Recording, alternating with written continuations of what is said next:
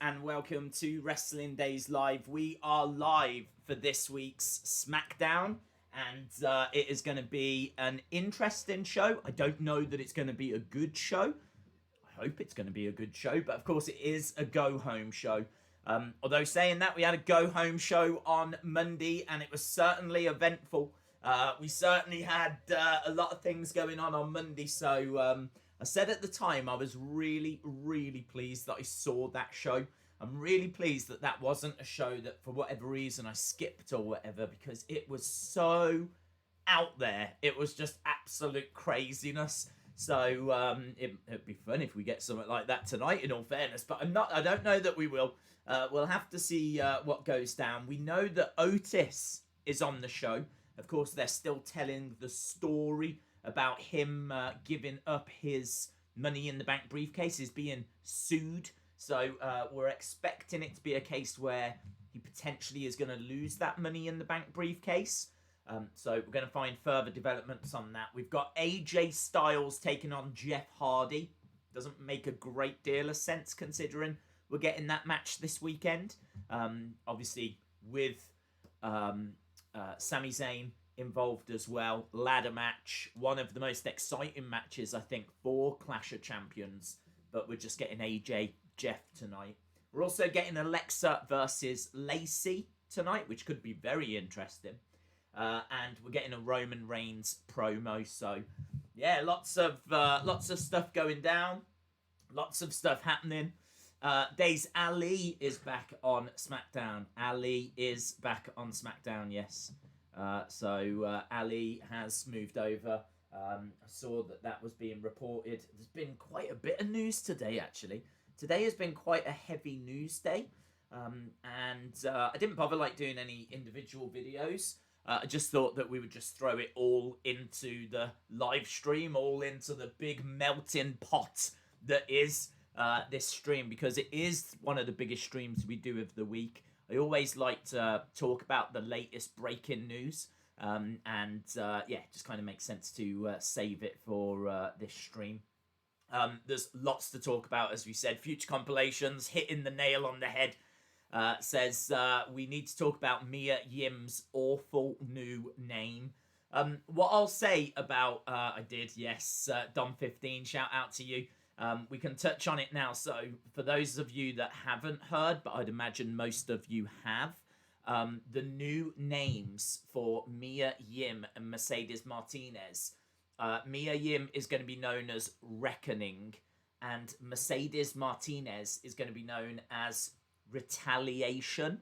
Now, what I would say is that they're not as bad as Slapjack and T-Bar and Mace, right? So I would say that at least they've kind of given them some names that are just a bit pedestrian, a little bit more passable. I think we would be taking the mick out of those if we hadn't have already heard T-Bar and Slapjack and whatever. But very much it was always going to be difficult to kind of live up to those levels.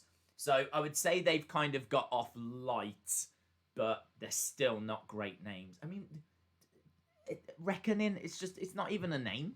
So yeah, I don't know. I can't get my head around what they're trying to do with that group. I do feel genuinely sorry for them, because they are a load of wrestlers that we really like, and it's been interesting seeing them kind of firing back on social media today. Over the past couple of days, actually, they've seemingly decided to not just stay quiet and just, let social media do what social media does. It seems like they're, firing back now. If anyone's going to tweet at them, if they see it, you'll probably get a response. I've seen Mia Yim calling people out for their spelling. Mace is trying to get this Mace mob thing going. We've got T-Bar, who's sending out some funny tweets, actually. T-Bar said, "We're going to destroy everyone except for X-Pac, because that's a really good name." So, which is coming from T-Bar. So, yeah, they're trying to do whatever they can to try and save this. And I got to be honest, I'm not ripping into them for it, because I feel sorry for them. You got to remember, this is Mia Yim. I really love Mia Yim and Mercedes Martinez and Dominic Dijakovic. Like, I don't know much about Dio Madden. Hadn't seen a great deal of him. Shane Thorne was, just in developmental for a long time. Used to be in TM 6-1. And, I do really feel for them. So, no hate from me in regards to what they're trying to do to save this thing. But I think this is unsavable. I really think it's unsavable. Like, everyone has been taking the mick out of it. So, I can't see him turning it around. But I can see a couple of people that have jumped on board the Mace Mob bandwagon. So, fair play. Katana PWN Zal. Shout out to you, my friend. Thank you for joining us. Eric says they're cheesy. Dalton Riley. Hope you are well. These ruining people's career. They're ruining people's careers. It is a little. What kind of name, though, is Rock, Edge, Test, Triple H? The names are just names. People should look past the names and see what they do. Oh, dude, it's hard to look past T-Bar. Do you know what I mean? I mean, like, I understand that there's a history of questionable names in WWE, but I think these are just... I mean, Slapjack. I don't know if at any point Slapjack would have worked. Slapjack's... It's... I think the thing is, as well, there was always going to be a backlash. And part of the problem comes from NXT. Because with NXT, a lot of these people. We know Dominik Dijakovic. We know Mia Yim. We know Mercedes Martinez. It's so crazy to me that they've got this third brand, right? Where they've got these superstars and they build them up and they give them entrance music and they work on their end. I mean, they work on their entrances. Like, they try to make it look how it's going to look on the camera. They try to make sure that the graphics are all good. Like, the whole point of it is so that literally when they're ready, boom, there you go. There's your superstar. This is the gimmick. This is the entrance. We've got the music sorted. This is what the graphics look like. And time again, WWE keep bringing people up and changing things. Now, I understand that they had to change Keith Lee's music because CFO $sign left. But they didn't have to change his ring attire. They didn't have to put him in what looked to be a skirt and put him in, like, cover up his top. They did that, rumours are, because Vince doesn't like the way that Keith Lee looked. Well, why wasn't Vince giving that feedback when Keith Lee was down in NXT? Why has it taken him to come to the main roster for them to make that change? Like, seemingly now, why have they taken these well-known stars and turned them into this Retribution gimmick that people just can't vibe with? I mean, I wonder if the backlash would have been smaller had it have been people that we just didn't know. If it wasn't Mia Yim, if it wasn't Dominik Dijakovic, because I think a part of the problem is a lot of people are looking at it going, what are they doing to Mia Yim? What are they doing to Dominik Dijakovic? There's a lot of love for Dominik Dijakovic. He had some killer matches in NXT. Him against Keith Lee was absolutely awesome. So to see them take these great NXT talents and just throw everything away and just give them brand new gimmicks, I think part of it is what are they doing to these people? I think that's part of the backlash. But I gotta tell you, even if you call anyone Slapjack, and I don't know, I really don't know if it lands in any era. I mean, Slapjack to me is just like the Goon. It's like they were trying to get over the Red Rooster in the 1980s, late 1980s. It just didn't work. There's some names, there's some things that just aren't gonna vibe, and I've got to tell you, I just don't see it for this group. I'm struggling to see it for this group. I think it was good of them to come out and fire back. I think they needed to do that because they're taking so much flack at the moment that they have to respond with something. I think seeing T-Bar firing back with some little comedy quips, I think was really good as well. Like that one that we mentioned about X-Pop. I thought that was fun. But I just don't know. I don't know what they're going to do. I don't know how they're going to turn this around. I don't know that they can. If I'm being straight up serious, I don't know if they can. But we'll have to wait and see, man. We'll have to wait and see. Days, all Retribution members now follow Malcolm Bivens. Dude, they're going to try loads. They're going to try loads of different things to try and get this working. I mean, they have invested a lot in this. You know, it's been teased and built up for a long, long time. They've done attacks. It's a big major storyline. They're still pushing ahead with it. They haven't completely dropped it like they did the Hacker. So, yeah, I just... Dalton Riley, shout out to you, dude. Days, The Rock is reportedly going to appear on Impact to induct Shamrock into the Hall of Fame. I did see that article as well, yes. Good shout. Days, if the mystery person is Bo, would that be a good idea? I mean, like, I want them to do something with Bo. I think Bo is very underutilized, which is a bit of a no-brainer. So, yeah, I kind of feel that he needs to have something. So, yeah, if they're going to use him, then that could be interesting. Him going back to NXT, though, I don't know what it does. It reinvigorates him, but it isn't going to move ratings for NXT. And it's hard to know how they're going to use him, because how is Bo going to fare against the likes of Karrion Kross and Damian Priest and Finn Balor? And I mean, he's going to need a complete repackage. So, but it would be interesting. But I'd be interested to see what they do with him, because he would need, as we said, a complete repackage. Shout out to Landon. I'm excited for Alexa Bliss versus Lacey. Could be interesting. Bo Dallas is amazing, says Jake. Wrestling Days fan, shout out to you. Is Bray on the show tonight? It's not been announced, so we don't know. Retribution are actively ruining Raw. It's already such garbage, says Dallas Stars fan.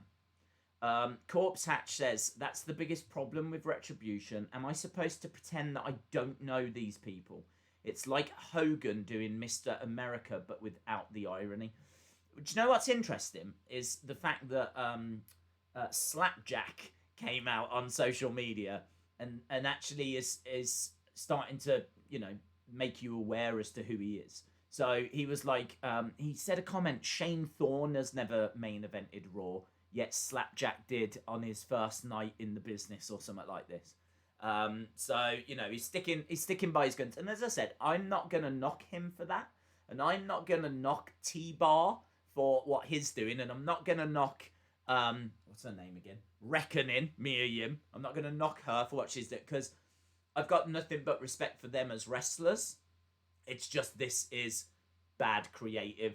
I mean, it just is bad creative, because if when they said their names, you burst out laughing. Like, Wrestling Votes are reporting that people backstage burst out laughing as well.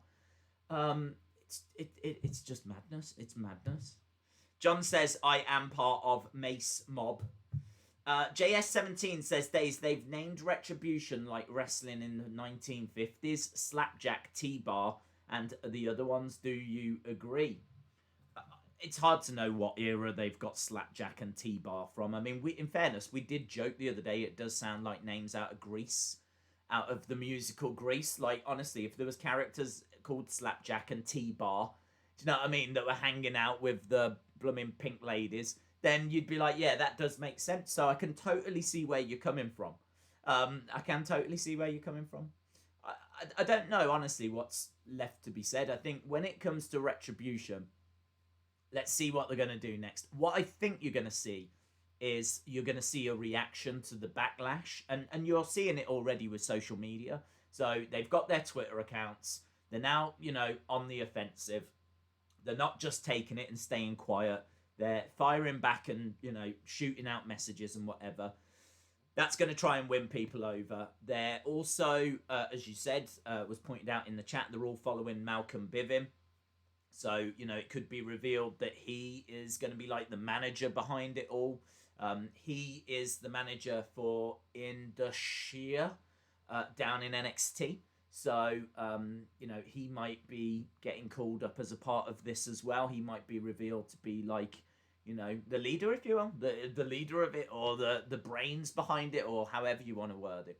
So, you know, that could be another little wrinkle in it. I honestly think that they should come out and address it. I honestly think they should tell us why they've chosen those names. I'm not saying that they chose them, but I'm saying that T-Bar should do a promo saying why they're called T-Bar, Mace, and Slapjack. And if I was Retribution, I'd be saying, we chose these names because when we signed our contracts, we had to put a name down, and we just went with the stupidest things we could think of. Like, if I was in Retribution, I'd go with that. Because we went with the stupidest things we can think of, because we don't respect this company, and we don't respect you. And so why would we even give you a respectable name? Like, just embrace it. Just embrace it. Just go, yeah, it's stupid. We know it's stupid. In all fairness, T-Bar is doing that on social media. T-Bar is already making fun of different things, as we said, with like that X-Pac social media post, as I said. So I don't even know if that works. I don't know if that works. Even if they embrace it, I don't know. But that's what I would do. If I was in Retribution, I would cut a promo where I would say exactly that. I would say, look, T-Bar, Mace, these are our names because we don't respect you. We don't respect WWE, and that's what we've put down on the contracts. Call us that. Call us whatever you want. We don't care because we're not going anywhere. Something along those lines. Does that work? Probably not. But you got to try something, didn't you? Sandman882 says, Days, I hate the name Slapjack now. I've heard it more. After looking up the dictionary definition on Urban Dictionary, I did get sent that. I think it was Mr. Hensey that sent me that. Yeah. Days, read all. I don't understand Hurt Business, heels or faces, because they feud with Ricochet and Apollo, and then they also feud with Retribution. Well, they're kind of going in between. They're doing what's needed, aren't they? I think that WWE needed a group to go up against Retribution, and they've turned to the Hurt Business. They're like the most dominant group they've got on Raw at the moment. I mean, what was the alternative? The Lucha House Party. I don't even know where the Lucha House Party are, in all fairness, but I can't remember if they're Raw or SmackDown, but it really doesn't matter. So, yeah, they've gone with Hurt Business because at least they're serious. Yeah, they're just kind of using them for whatever's needed, really. But I think for me, they're still heels. But I agree, it's a bit confusing. People pointed out to Xavier Woods in his Twitch, and he looked it up, and he was happy for them, says Rob M. Days, what about Dolph Ziggler? That was a weird name. Yeah, it was a weird name. I mean, like, it is a weird name. It is a bit of, maybe I'm alone in thinking this, but it's kind of like an adult kind of film star name. I've always thought of it that way. You know, like Ron Jeremy, Dolph Ziggler. I've always kind of thought of it like that. It's always, to me, had a bit of a Boogie Nights kind of a vibe. So it's always had a pass. It's always been a bit 70s. Little bit like, yeah, Boogie Nights. For those of you that have seen the film Boogie Nights, it's kind of been a little bit along those. What was his name? His name was Dirk Diggler. Mate, I think that was his name. So maybe that's why it's got a Boogie Nights connection to me. Do you know, I've never actually sat down and thought about it. I've never actually sat down and thought, what does Dolph Ziggler make me think of? But subconsciously, that is exactly what it's always made me think of. So, yeah, it's always had a bit of a pass. I don't disagree with what C Wrestling said earlier in the history of wrestling has got a lot of silly names.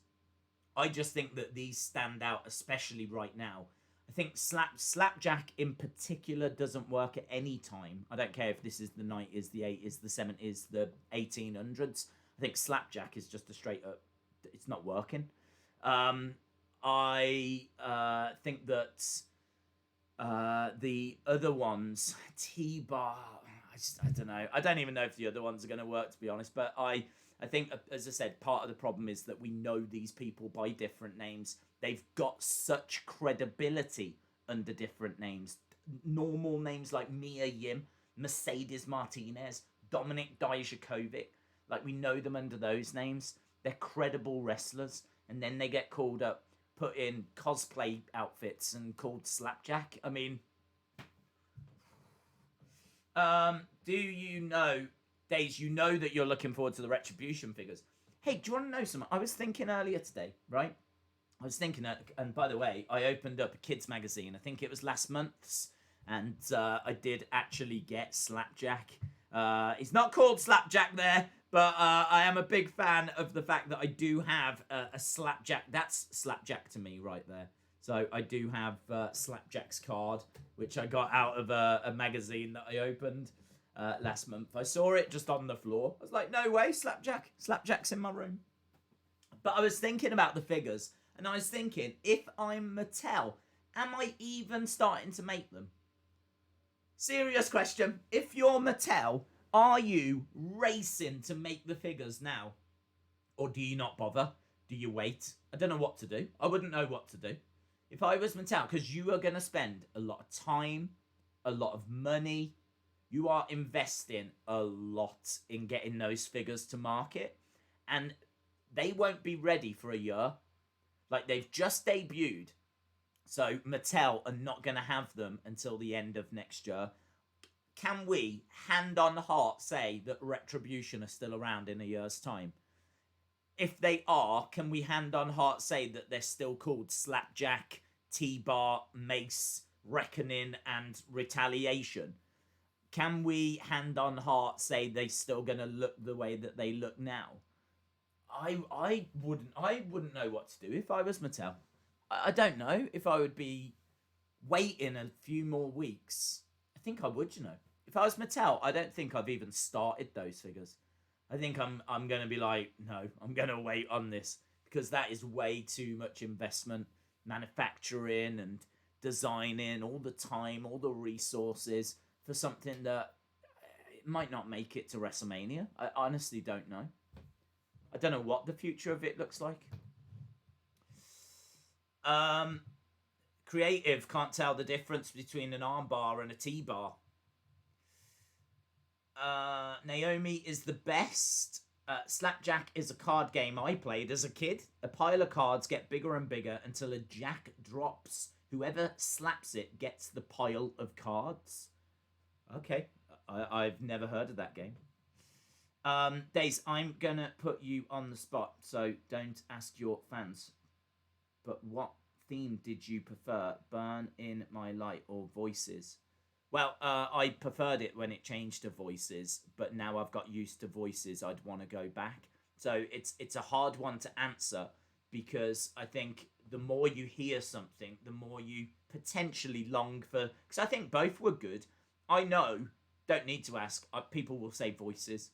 I think we've even had this conversation before on watch-alongs, and Voices as one.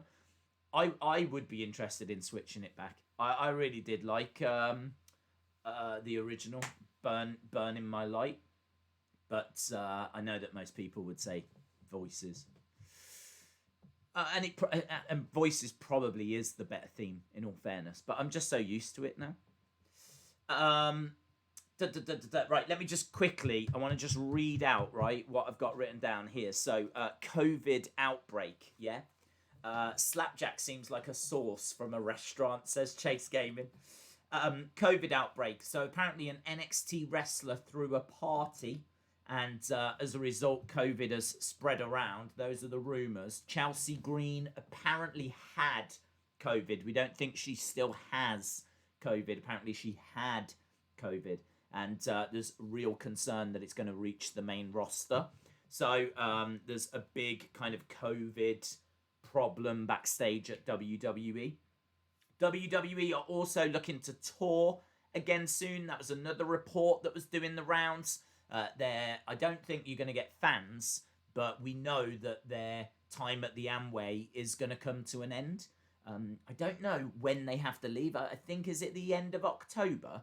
I think they've got the Amway till, and the Thunderdome and everything.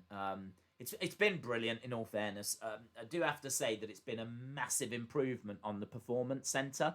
A massive improvement. So It's going to be a real shame to leave the Amway and leave the Thunderdome, and I don't know kind of what they're going to come up with next, but apparently they are looking to go around a few different places.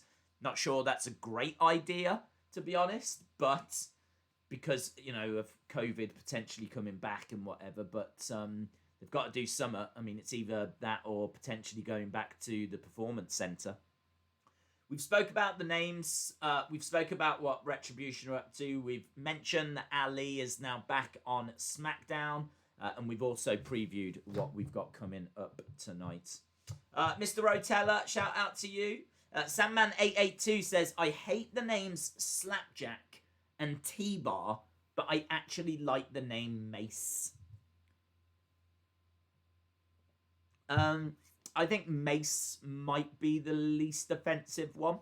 I kind of feel, I do agree. I do agree. I think of the three, if I was to rank them, I'd say Slapjack's the worst, then T-Bar, then Mace is probably, you know, the least worst. I kind of feel like with Mace, if Undertaker was still around and Paul Heyman, say Undertaker beat Brock Lesnar, right? And Brock went away for a while like he does. And Paul Heyman was like, I've had enough of you. Like, I am going to go and get someone that is going to end your career in WWE. And so Paul Heyman goes away.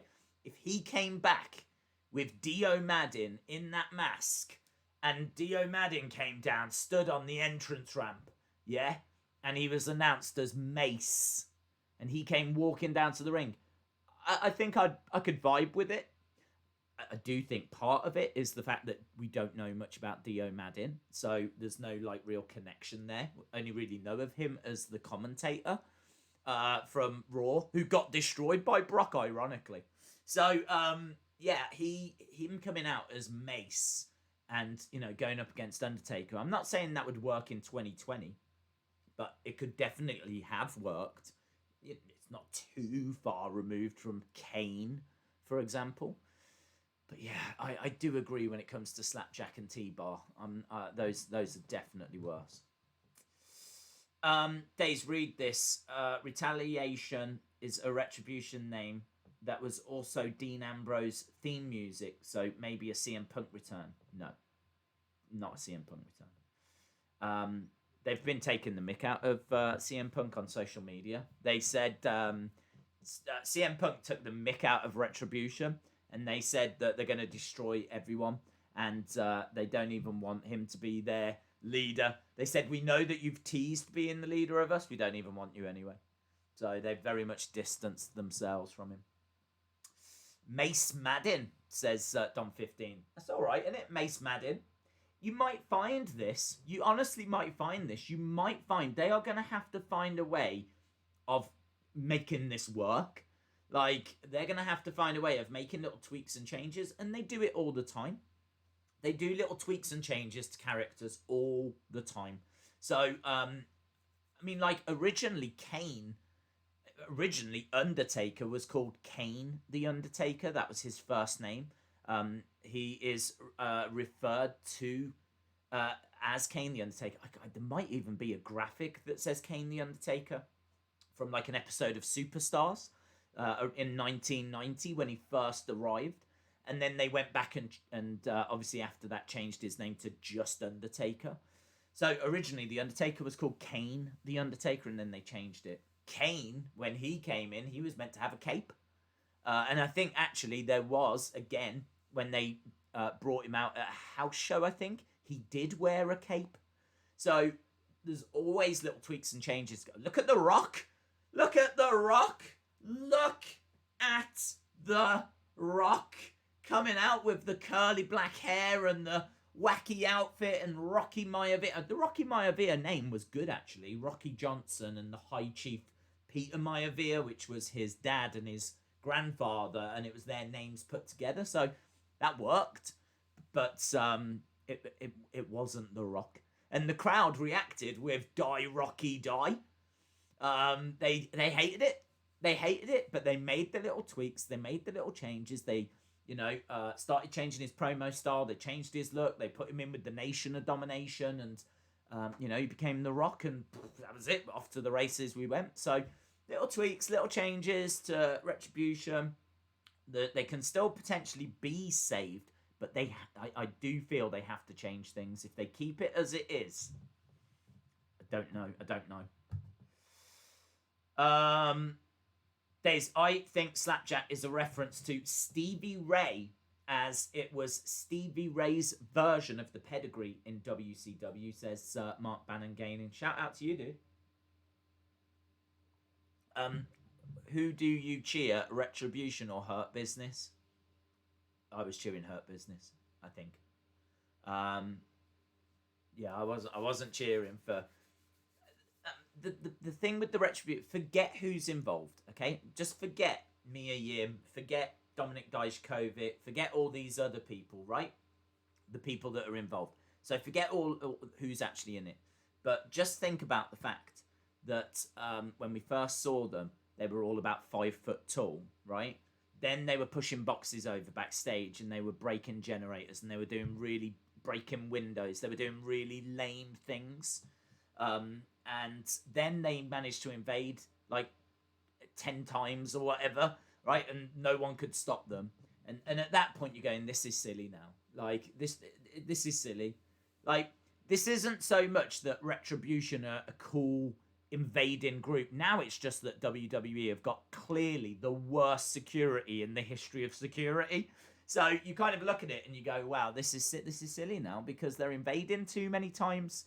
They had something good. If they had done it once, invaded once, trashed. You know, when they did the Performance Center, like, had it have just stayed at that would have been a bit more palatable. But the fact they kept every week getting inside and invading, I was struggling with that as well. Then you actually find out their names. Then you see that they've got these wacky Mad Max masks. Then on top of that, you find out they've been given a contract. It's layer upon layer upon layer upon layer on layer of just awful booking. Awful booking. And at some point, you're just like, forget this. I do think that there's such affection for the people that are in the group, though, that, you know, there's a chance that they're going to be able to keep people on side. Again, people love Mia Yim, they love Mercedes Martinez, they love Dominic Dijakovic, so there's a chance they can keep people on side, but we are a long way from this being deemed successful. So I don't know. Watch this space. I wasn't going to talk about Retribution this long, but I understand it is the talk of the town. Austin316 says, I tried to give Retribution a chance, but they kept looking silly every week on Raw, and I just couldn't take them seriously. Wrestling Days fan says, the masks are bad. DJ Joseph says, reckoning and retaliation for the women's names. It's being reported. Yes. Yeah, they've gone and got those trademarked. Do you think that Retribution is worse than the Nexus? 100% worse, 1,000,000 times % worse than the Nexus. Nexus, you understood that they were the next generation fighting for a chance. They didn't have like silly names. They just had the names that they'd been using. They weren't wearing masks or anything. They were already under contracts. They were destroying the roster, and it made sense why they were doing it. I mean, we don't even know why Retribution are attacking WWE and why they hate all the past superstars and present superstars. We don't know. We don't know what they want retaliation for, retribution for. I'm sure they'll figure something out. I'm sure they feel that they were forgotten down in NXT or something, but that doesn't fit for Dio Madden and Mercedes Martinez, who I don't even know how long they've been down in NXT. Mercedes Martinez, not that long. So, I don't know, is she just along for the ride? Or I just don't know. I don't know. Days Bo recently used the caption, the original NXT champion. Well, that's not true. Seth Rollins was the first NXT champion. Days, have you checked? Have I checked? I'm going to say no. I can't even see where that message went. 25 minutes remaining. There is 25 minutes. Have we got all the Retribution talk out of our systems? Days, when do you think the SmackDown Mystery Woman will be revealed?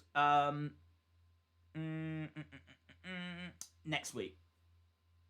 I don't think tonight, because I think they're going to want you talking about Clash of Champions. So the big thing that tonight's show needs to do is have you talking about, wow, can't wait for Sunday. They're not going to want you necessarily saying, oh, Carmella's back, right? Unless she's doing something on Sunday. I'm sure they're going to want you talking about Sunday and not talking about Carmella. So I think that they'll tease it one more week and then they'll do it next week once we've got past Clash of Champions. Or they might do the reveal at Clash of Champions. It could be that, you know, join us for Clash of Champions and you'll find out who this is, kind of a thing. Don't know. I don't know which way it goes, but I'm not expecting it tonight. I'll say next week. I don't see any reason for making it any longer than that, to be honest. What are you more excited for, Clash of Champions or NXT TakeOver 31? I don't know, honestly. I'm not really that fussed about NXT TakeOver. I think it's been thrown together. Trying to think who the matches are. You've got Kyle O'Reilly, Finn Balor, which I'm sure will be a great match. You've got Candice against Io, which again I'm sure will be a great match. Johnny Gargano against Damian Priest, I'm sure will be a great match. I tell you what the problem is. They're great matches on paper, but there's no build. There's no build to them. It's not as if like there's no Tommaso versus Johnny Gargano. You know, where it was like they hated each other and we're finally going to get the payoff. This is just matches that have been thrown together because it's takeover time. So I think that hurts it a little bit, if I'm being honest. But I do think that they're good matches on paper. I don't know how they're going to be, obviously. In regards to Clash of Champions, on paper, there's quite a few matches that I would probably skip. Quite a few. I mean, like, do we need to see Bobby Lashley against Apollo again? I mean, I personally don't.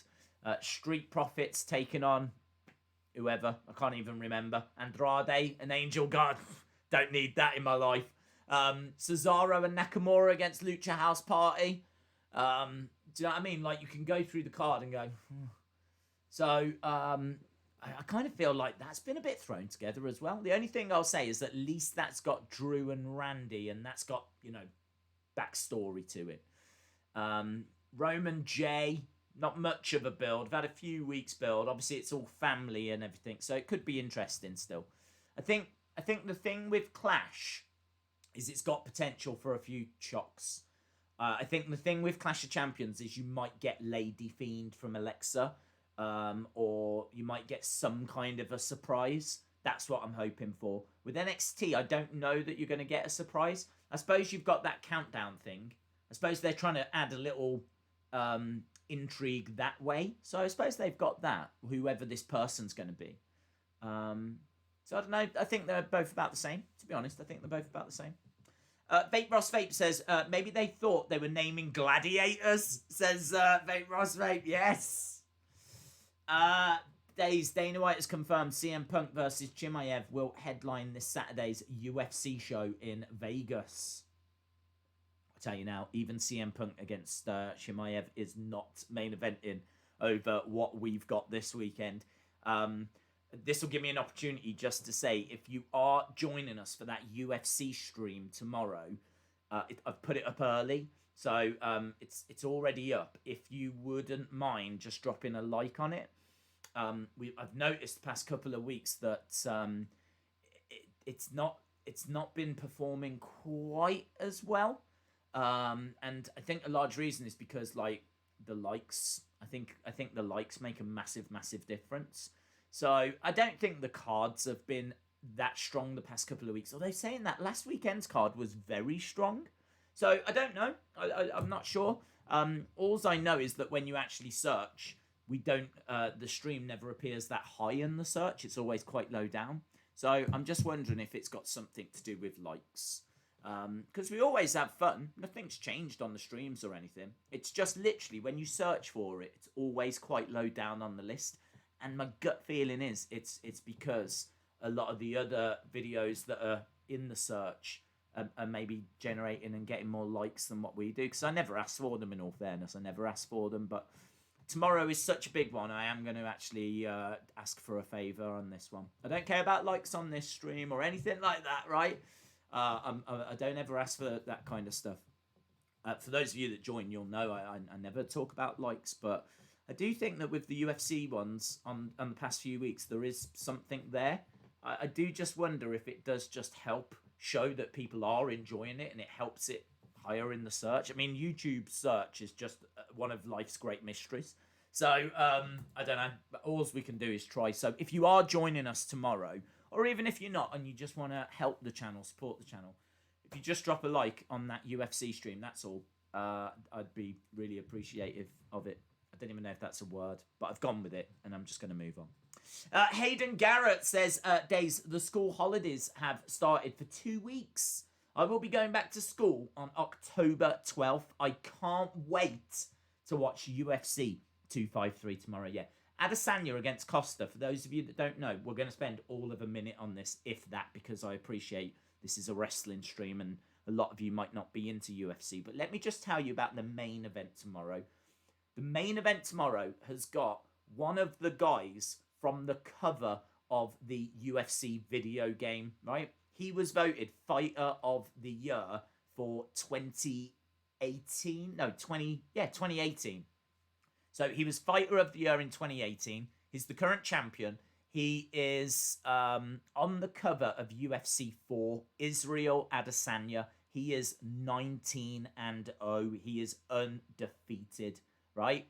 Very exciting fighter and one of the biggest stars in UFC. He is defending tomorrow against Paulo Costa. And Costa is also undefeated. He is a beast. He is big for that division. And he is 13-0.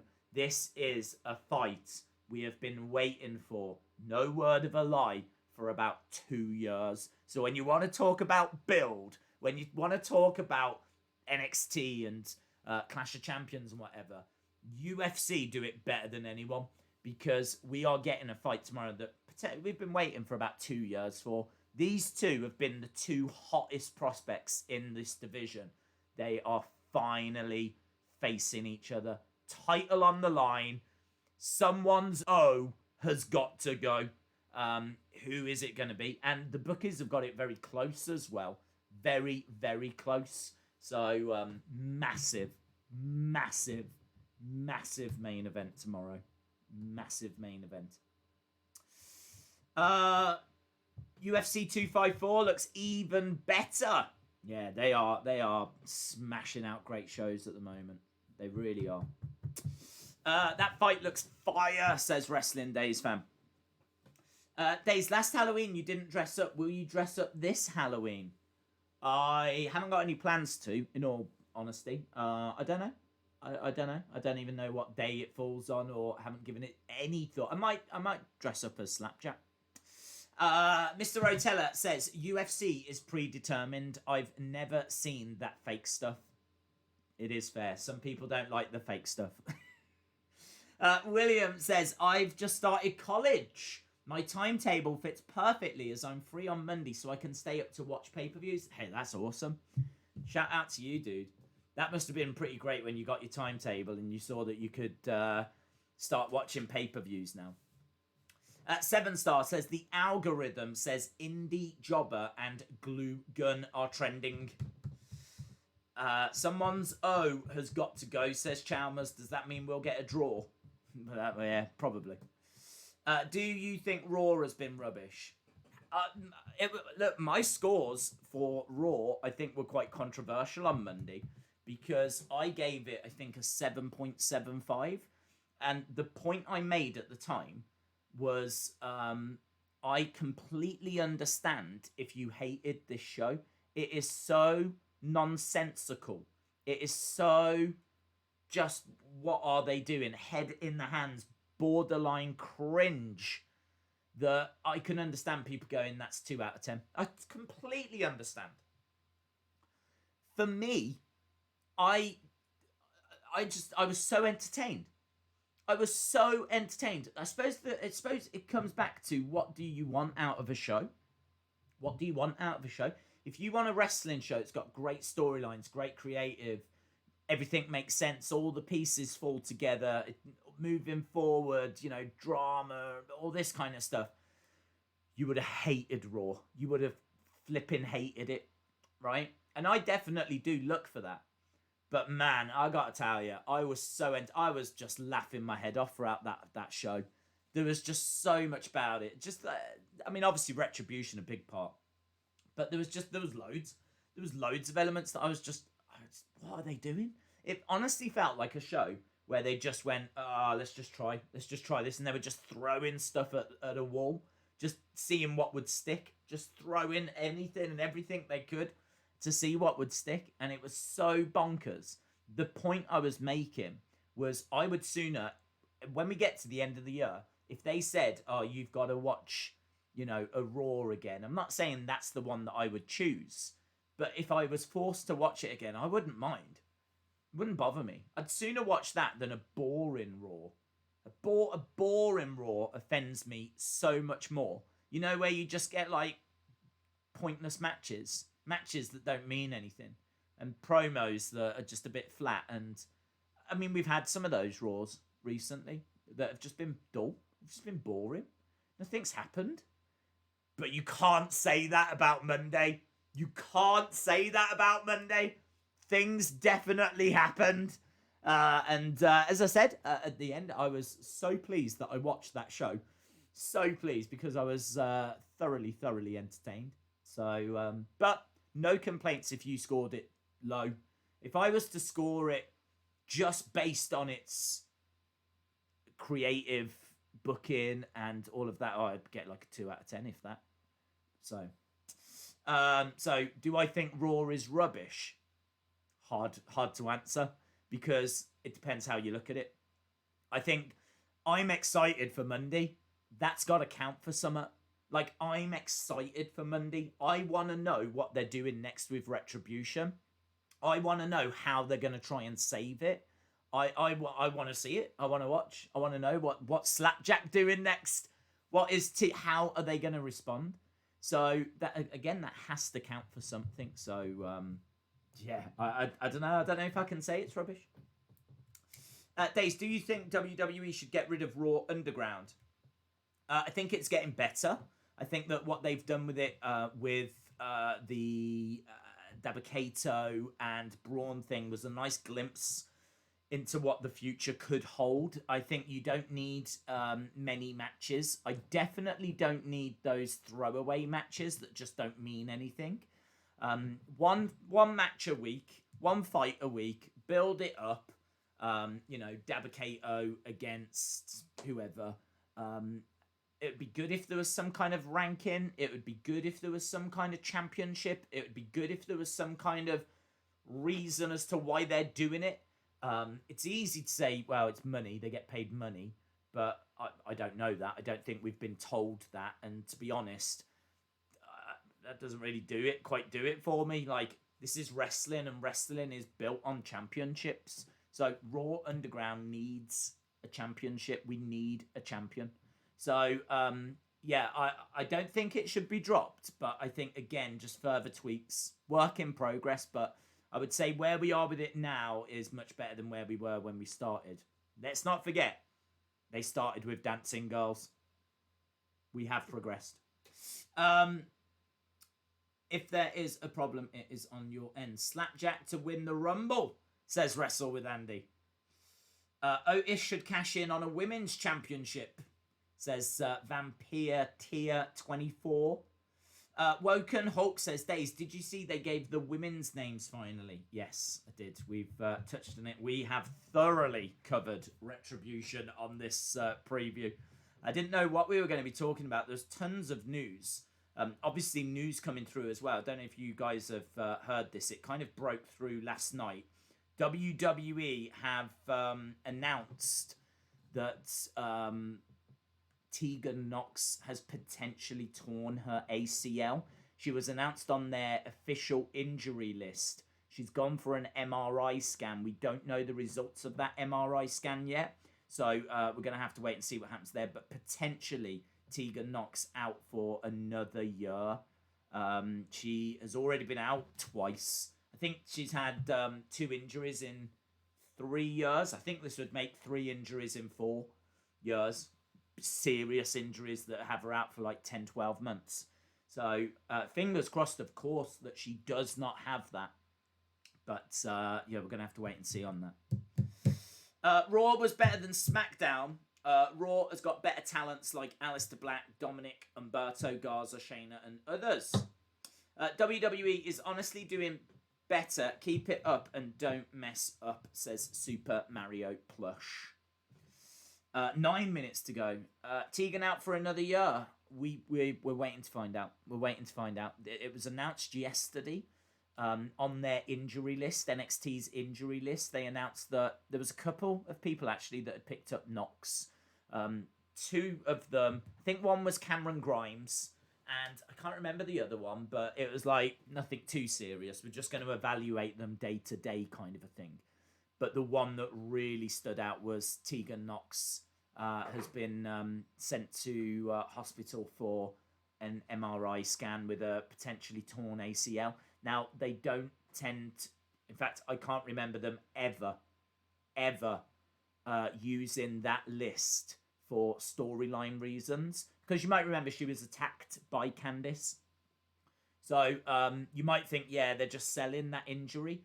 They never sell injuries on that list. That is an official list of injuries in NXT. So we'll have to wait and see. It does seem serious. Mia Yim's Mattel head scan is a little bit off for me, says Miss Clown 1. Vampire Tier 24, shout out to you. Days, what if Undisputed Era turns on Kyle like Evolution turned on Autumn? Yeah, they could. You're absolutely right. I do think it's a good match. My only criticism, and if you've joined us on NXT streams, you know what I'm going to say. I don't think that it's got the momentum. I don't think it's got the storytelling. I don't think that Kyle has had a lot of singles matches and really established himself in the eyes of the NXT fans as a single star. This is a weird one. This is very much Roman versus Jey Uso, except for the family connection. Like, Jey Uso isn't seen as a single star, and to NXT fans, Kyle O'Reilly isn't, because for years now he's just been used in the tag team version of Undisputed Era. He's not competed for North American Championship. He's not competed for the NXT Championship before, and now here he is main eventing Takeover.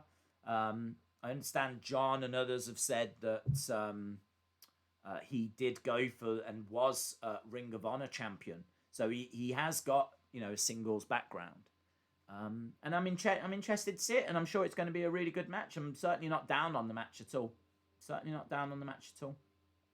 But yeah, it does make you wonder what next in that story. Could it be that he, you know, they get jealous and kick him out, or I don't know. There's some interesting stuff happening. Last time we saw Adam Cole, he was kind of acting quite face. So I don't know how that fits with Roderick Strong and Bobby Fish. So I do sense there's a little summit going on. John says Kyle deserves it all the way. Austin says Kyle will put on a good show. Yeah, I agree. I'm intrigued by the match. Pacquiao versus McGregor, says Enrique. Yeah, McGregor did come out on Twitter today, didn't he, to say that he's very close. Talks are underway to do that fight.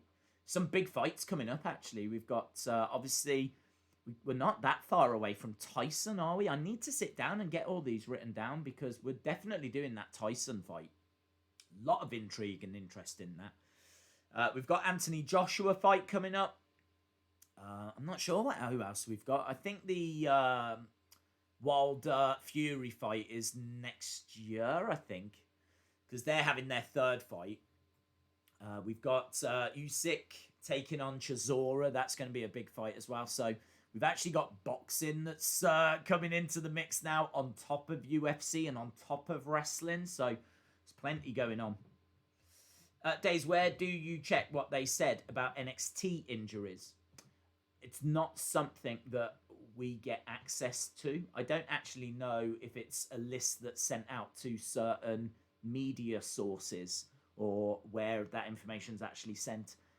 But if you all you have to do is, if you go to Google, just type in Tegan Knox injury, you'll see a few different wrestling news sources have managed to obtain that injury list, and you'll get that there. Sunny Wolf, shout out to you, my friend. Hope you are well.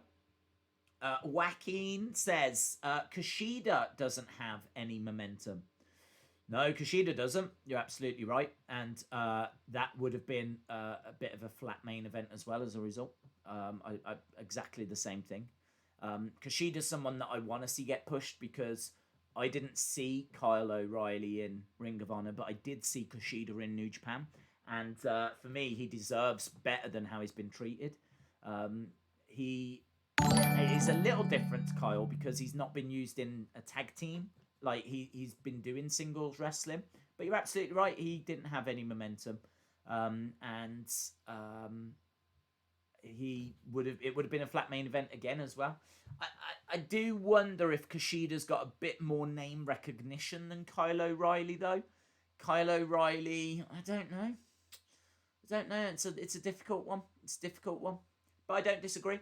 I really think that this takeover lacks that. It lacks, you build up a big heel, you build up a big baby face, and then at a pay-per-view you smash them together.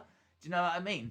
And that's what makes great pay-per-views, is these two great competitors going at each other that have had some momentum and whatever. But yeah, there just seems to be a lack of momentum really all round at the moment. So need to start building up some stars, need to start getting some wins, need to start getting some undefeated streaks. I mean, they had it with Karrion Kross and pulled the trigger very quick on him. Very, very quick on him. I mean, could you imagine if they hadn't have put Karrion Kross in that match against Keith Lee and put the title on him, and then he got injured? Could you imagine if they'd still given him wins and now was the time that he was going to go after the title? That would have been a bit better. Finn Balor versus Karrion Kross would have been cool. So, yeah, shout out to you, Joaquin. Shout out to Sunny Wolf. Shout out to Huskus the Pig Boy. Hope you are well, my friend. Thank you for joining us. Thank you, everyone, for joining us. We're actually only 2 minutes away, which I didn't even realise. Days, imagine Lacey says the Fiend's name and Alexa does a Sister Abigail.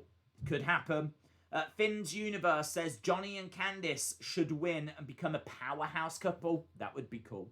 7 Star says, Days, you versus Omega on Street Fighter 5. I've never played it, plus also Omega doesn't know who I am. Roy Rees says, Days, as a rumour that Triple H is the leader of Retribution, what do you think? I'm not sure, to be honest. I think that I think it's a mess. I think Retribution's a mess. But as we said, it's just bad booking after bad booking after bad booking, and we're at the point now where a lot of people are laughing at them. I'm sorry to say that a lot of people are laughing at them. Past couple of days, they've come out on social media. They are trying to fire back. They are trying to firefight. I mean, I think I just saw Mia Yim respond to someone saying, your parents must have been drunk when you was conceived.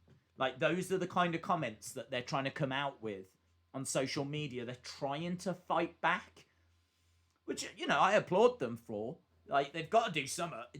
This is their careers. Do you know what I mean? So they've got to do something.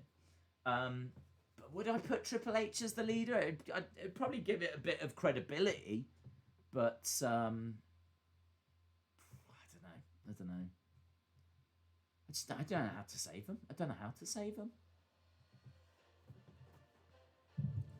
They've got themselves into this mess. They can get themselves out. That's my feeling. Bop, bop, bop. Right, we're going over, my friends. Right. Ryan says, let's have some fun in the Thunderdome. That's where we are. R.I.P. Animal. Yes, there was R.I.P. Animal, absolutely. Obviously, sad news, Animal from Road Warriors passing away on Wednesday. Clash of Champions, 48 hours away. Are we ready for a good time, says Lone Star Friend. What do you think if Alexa attacks like the Fiend, even when the lights, to cost Bayley the title and feud with Nikki? Yeah, I like it. I in that match, I would have Alexa get involved rather than Sasha. I don't necessarily want Sasha getting involved on Sunday. I think she should sell the injury. Right, here we go. AJ Styles against Jeff Hardy. Haven't seen any Joseph Park either. I don't know where he's gone. I miss him. I thought he was a really good addition. I thought he was a really interesting character. I really enjoyed him.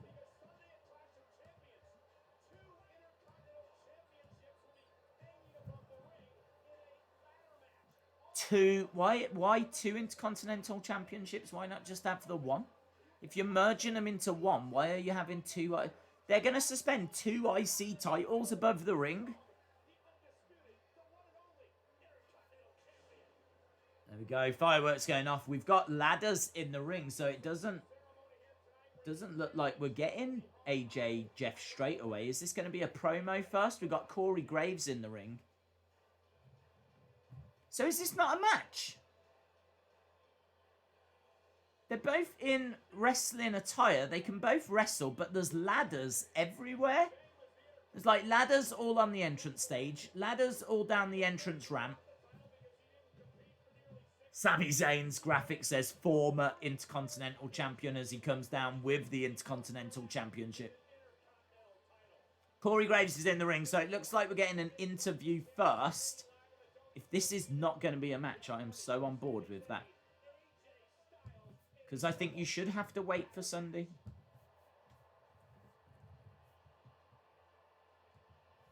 AJ Styles, Jeff Hardy, and Sami Zayn.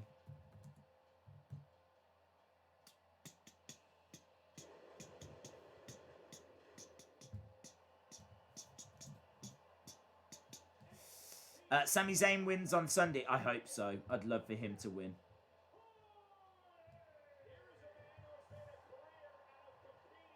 I think Jeff wins, though. Right, let's try and get down to the chat. Triple threat ladder match. Is that tonight or Sunday? Sunday. It's on Sunday. We've got all three competitors. Ladders everywhere, and it looks like this is good. I'm all right with this. This is hyping up their match on Sunday. And for me, it's one of, if not the most exciting matches we're going to see on Sunday. I mean, these three in a ladder match. Sami Zayn, AJ Styles, the ladder legend, Jeff Hardy. Right, here we go. They have all got microphones. After Undertaker faces The Fiend and Strowman, we should get Undertaker versus Hardy, says IntelliPower. That's going to be match of the night on Sunday, says John. Warsaw Till I Die, shout out to you, says Sammy is annoying. Hardy wins on Sunday, and then Jeff brings back his old theme. Monica King, shout out to you, says I also want Sammy to win. I love those blue logos next to the names. They look really smart. I think the blues ones look the best we've had so far. Very cool.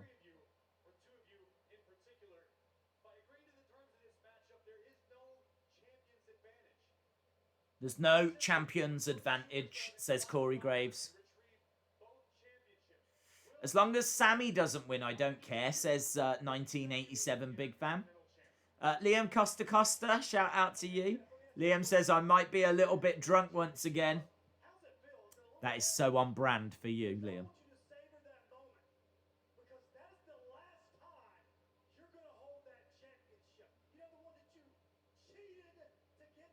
That's the last time you're going to hold that championship, says AJ.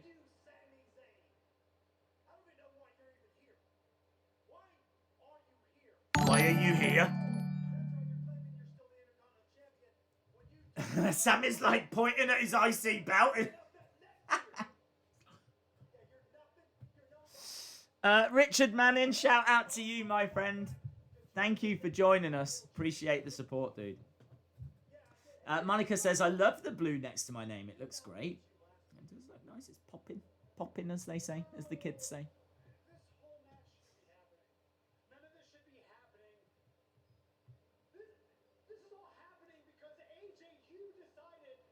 This match shouldn't be happening.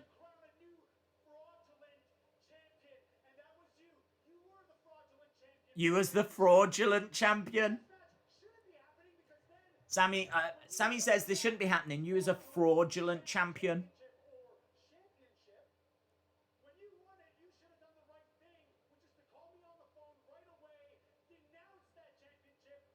Sammy says, once you won it, you should have called me on the phone and denounced it right away.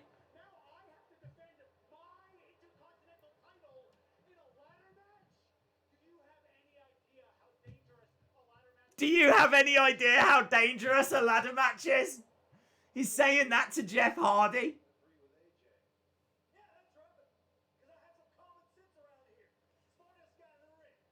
I like Sammy. I like Sammy. I don't think Sammy's had a fair shake on the main roster.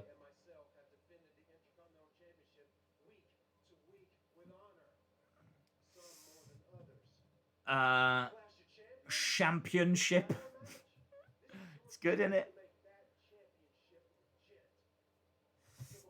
Alan says, wow, some of the members have reached main roster. Congrats. It's cool, isn't it? Shout out to you, Alan. Shout out to you, Alan Jason. What's coming down? Are the belt holders being brought down? They're going to put the titles onto it now. What? It's going to stay there all the way till Sunday.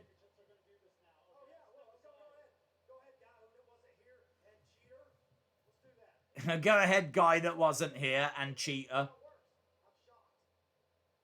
You can actually buy those championship holders from WWE Shop.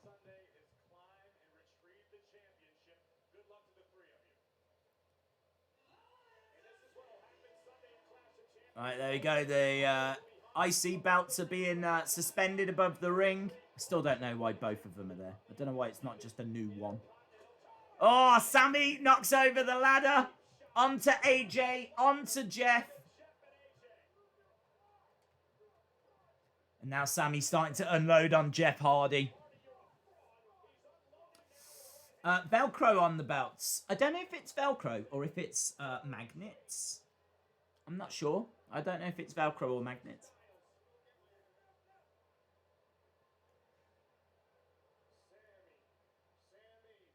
Sammy. Adam Pearce.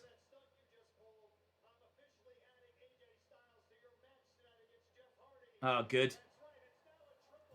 Adam Pearce says, I'm going to add AJ to your match tonight against Jeff Hardy. Why is Sammy upset at that? Sammy should be more upset that AJ was having a break.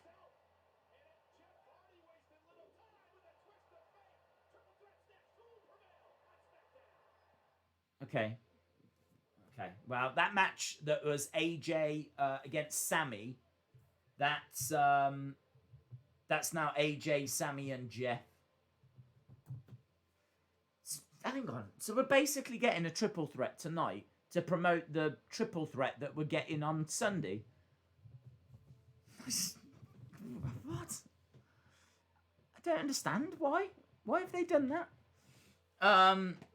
My idol, Adam Pearce, says Butter Spark. Oh, it doesn't matter. It doesn't matter. If ever anything like that happens where you go, what? Why have they done that? Why are they even in a match? We've got so many talents that can't even get on TV.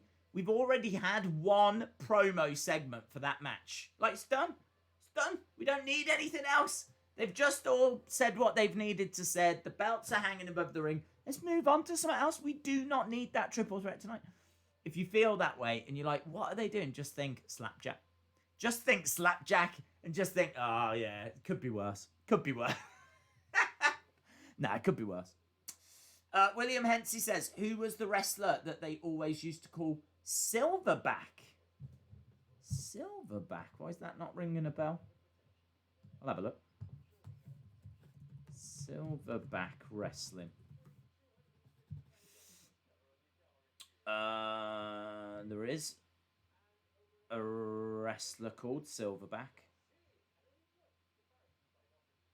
from Canada, but there's not really much in the way of any information on there.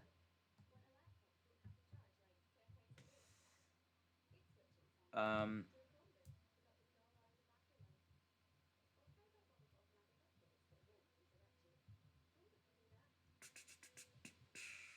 on, let me get back to the chat.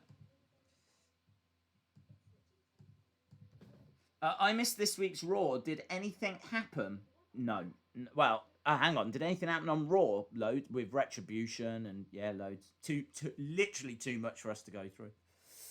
The Raw tag division sucks. Every tag division sucks. Eric says, Days, it's a handicap match. Jeff and AJ versus Sammy in a handicap match. Oh, okay. Okay, that makes a bit more sense now.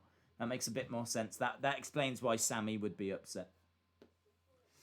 Mark Henry is Silverback. Oh yes, there was a thingy, a brief storyline, wasn't there?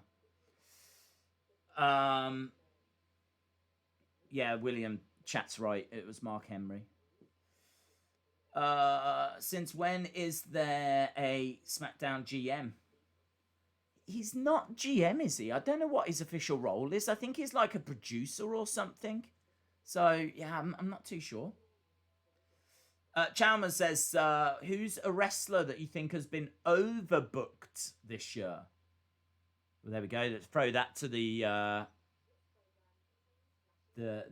chat. Who do you think has been overbooked this year?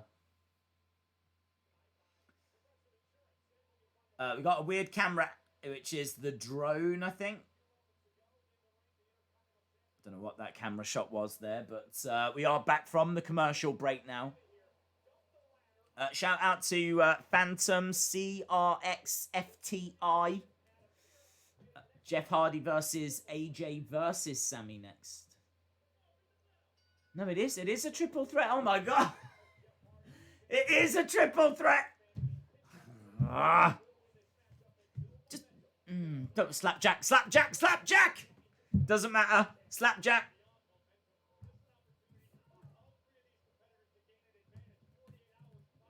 This is an opportunity for these competitors to gain an advantage. No, it is not. No, it is not. Liv Morgan as Sister Abigail. I could have sworn that Zayn was stripped of the belt. Booking these three tonight is overbooking, says John. You're right. You're right. AEW's Abaddon without face paint is pretty hot. Well, we've all got, things that we look for in women. And Jim, if Abaddon is what you look for in a woman, then shout out to you. Slapjack equals Simple Jack, says But a Spark. Liam says, Days, once again, I've got to be at work at 8:30. That's all right. You got a bit of time. You got a bit of time at the moment. It's not too bad. Tyler says, I hate this. I hate this as well. Eddie Podcast says, let me in. I mean, look, this should be a great match, and it will be a great match. And I'm sure even this would be a great match. But it is overbooking. You are absolutely right. You are absolutely right. It's kind of like we've got Israel Adesanya against Costa main event in UFC tomorrow. It's kind of like them giving us a free Adesanya Costa fight like tonight, but it's not for the belt. It's not, we're just going to, whoever wins is going to have momentum for the title fight. What are you on about? What are you on about? So, slapjack, slapjack, slapjack, slapjack. Young Ryder says, Days, I miss Sammy's old attire and I don't like his hair. Heather says, sorry, I missed the first hour. I had to pick up AJ and Asuka at Hot Topic. Oh, yeah, cool. Those little figures there, they look smart. That's very cool. We don't have Hot Topic in the UK. Pretty sad about that. Hot Topic, if you're watching, definitely come over and open even just one store. But if you can make it close to me, that'd be great. If it could be in like Telford, that'd be awesome. RJ Madma, shout out to you. Who is going to win this match? Jeff, AJ, or Zayn? What, this one? Slapjack. Slapjack's going to win this match. The ref's going to win this match. Corey Graves is going to win this match. One of the ladders is going to win this match. Who cares? Who cares who's going to win this match? If I was one of these guys, I would genuinely walk away and take the loss. Yes, I would. I would. Unless this has got a serious win bonus, right? Which, in all fairness, they get paid a nice salary anyway. They don't need, right? Granted, you know, a nice win bonus is always tasty. But on this occasion where you've got to be at peak physical condition, less than 48 hours time, yes. Unless they told us the win bonus for this match is double what it normally is, yeah? To make this interesting, let's do a match now and we'll double the win bonus. That's an easy thing to say, isn't it? They haven't said it. So that's clearly not the case. We don't even know if there is a win bonus or what that win bonus is, right? But I can't think of any reason why these three would stay in this match. I don't know why all three of them don't just walk away. All three of them walk away, go to the gym, have some protein shakes, get some sleep, get ready for Sunday. Got a big match on Sunday. Last thing you need is to be getting thrown around a ring, chucked to the outside, injured. Melina's coming back. J14 says, I just got here. Why are they doing this match now, J14? We don't know. We don't know why they're doing it now. Momentum. That's why they're doing it now. Apparently momentum is what they're looking for. Whoever wins this match will probably not win at Clash, says DMac07. True. Who wants to pay on Sunday for the same match that we're seeing free tonight? I just googled Abaddon without face paint and funky contact, and she is very pretty. I guess she wants to go by her talent and not her looks. Yeah, which is good. Very good. And, you know, she's got a very interesting character, so... Oh, man, I want to look now. Tomorrow is my cat's birthday. Can you give me a shout-out, says Ahmad Al-Sad. There's a lot about that comment that I really love. First of all, thank you for telling me that it's your cat's birthday tomorrow. But then also, thank you for using it as a way to get a shout-out. It's my cat's birthday tomorrow, so can you give me a shout-out? There's a lot about that comment that I really love. So, Ahmad, shout-out to you. So far, you have got comment of the night right there, my friend. That is my favourite comment tonight. It is my cat's birthday tomorrow, so can you give me a shout-out? Butterspark says Abaddon is hot. Abaddon is hot without the face paint. That is offensive, Butterspark. That is offensive because she is hot with and without the face paint. Thank you very much. My internet is garbage, says Dallas Stars fan. John says, happy birthday to that cat. Yes, all the support is coming in. Tyler says, no one cares about this match. No, they're all down. I'm not even watching. I'm sorry. I'm meant to be watching. There's probably people at work that are like, who's winning? What's happening? Okay, well, let me tell you, we're at commercial break. All three people are down outside the ring. And that's it. Happy birthday to your cat, says Rex. Creed says, it's my turtle's birthday in 2 hours. Can I get a shout out? No, I don't like turtles. Unless they're teenager mutant. Days, I predict Daniel Bryan is going to return at Clash of Champions and make it a fatal 4-way ladder match. Where is Daniel Bryan? Apparently he works backstage. He does a bit of creative work for SmackDown. And SmackDown has been a much better show, so... I'm not even watching it either, says Tyler. Jim says, I care about this match. Do you, Jim? Or are you just looking at pictures of Abaddon without makeup on? Hey? I'm on to you. I'm on to you. Blixair Strawberry says, Days, you should write for WWE.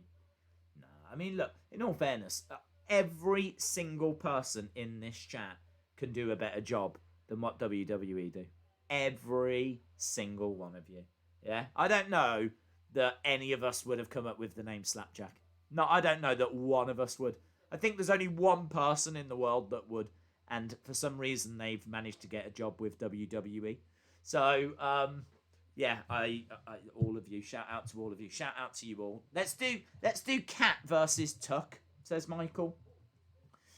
The screen on row 12, column 22 is going to win, says Timmy. Ryan says, Days, Thunder Rosa is on Cameo. You should order one. I should order one, shouldn't I? I should order one. Thunder Rosa, can you do a cameo saying that Wrestling Days is the best, please? And that you are a big fan of everything he does? I should get her to do that. Because, fun fact, she hates me. It's a Young Edge Neutron Ninja Turtle. Oh, they suck. Slapjack reminds me of pancakes, says Austin316. Okay. Bert Spark says T-Bar, Slapjack, Mace, Retaliation, and Reckoning. Yeah. Garfield versus Slapjack. Finn's Universe says EC3 should win because Sammy, AJ, Jeff all suck. And EC3 versus Daniel Bryan. EC3's not in WWE, buddy. He's gone. He's gone. Let it go. Let it go. Let it go. Let it go. That's all I know. We've got an advert for Adesanya and Costa. So excited for that. Am I excited for NXT? Yeah. Am I excited for Clash of Champs? Yeah. Am I excited for tomorrow's UFC? That tops it for me, honestly. It's such a big show. It's one of the biggest UFC shows of the year. 2 title fights tomorrow. Face first goes Sami Zayn in the corner. Mace is the face that runs the place. UFC tomorrow, absolutely. Again, let me just mention, if you are joining us tomorrow, or even if you're not and you just want to help the channel, just drop a like on that UFC stream that's set up. I've set it up. It's on the Wrestling Days channel. Haven't filled out the description or done any of that yet. Haven't sorted tags and blah, blah, blah. But I have done the thumbnail and got it up. So that will be where you go to join us, watch the stream. So yeah, if you would mind dropping a like on there, I would massively appreciate it because I think it makes a difference. And the past couple, as we said, just haven't been appearing that high in the search. So I don't ever ask for it, but I am gonna ask that favour for this one. Chops coming in by AJ. I'm gonna try and give this. I've asked for you to do me a favour. I'm going to do you a favour. I'm going to do you a favour by watching this match. And that is me doing you a favour. Because I don't give a dancing monkey, right? Not that I've got one to give. But every time I look up, all 3 are down. Last time I looked at this match, they were down outside the ring. Now I'm looking up, they're just down inside the ring. I swear, they're just staying on the floor, shuffling around. All 3 are down. I saw a sign in the Thunderdome. Someone held up a sign and I was like, oh, a sign? What does it say? And it said Jeff Hardy. So there we go. I saw a sign on the Thunderdome, and in fairness, he never got booted, but it was a very small sign and he kept his face on camera. Apparently there's technology that scans your face to make sure that it can see your face, and once your face goes, like if you hold up a big sign and it can't find your face, boots you. It automatically kicks you out. Phenomenal forearm. AJ thrown out the ring. Sami Zayn, 2. Yes, the match is over. Sami Zayn has won. Sami Zayn has got momentum. Oh, that is a big win for Sami Zayn. That is a big win. He's now going to go forward to Sunday with momentum. Oh, he's got to be favourite now. With all the momentum that he's just got out of this match, he's got to be favourite. Big, big win, says Corey Graves. Big, big win. Oh no, AJ's just hit him with a ladder. All that momentum's gone. Oh, all the momentum has gone. Oh no, it was all for nothing. Ah! AJ with a ladder just knocks the momentum out of Sami Zayn. Oh, I feel like I've wasted my life. AJ with a ladder now is bringing a ladder in. I don't know what he's doing. Is he going to get a ladder, climb up, retrieve the titles that he can't retrieve now? I just don't know what's happening. I don't know what's happening. I feel like I'm just... What's he doing? What is he doing? Why is he doing this? Why is he not just resting? Why is he not asleep? I don't understand. Why is he not practicing or training or working out? Why is he doing this? Why does any of these things happen? Look, he's climbed this ladder. AJ has climbed a ladder. He's getting the titles. AJ Styles showing us what he might do on Sunday.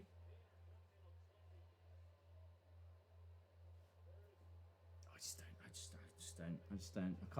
I can't even. Styles is going to win 48 hours early.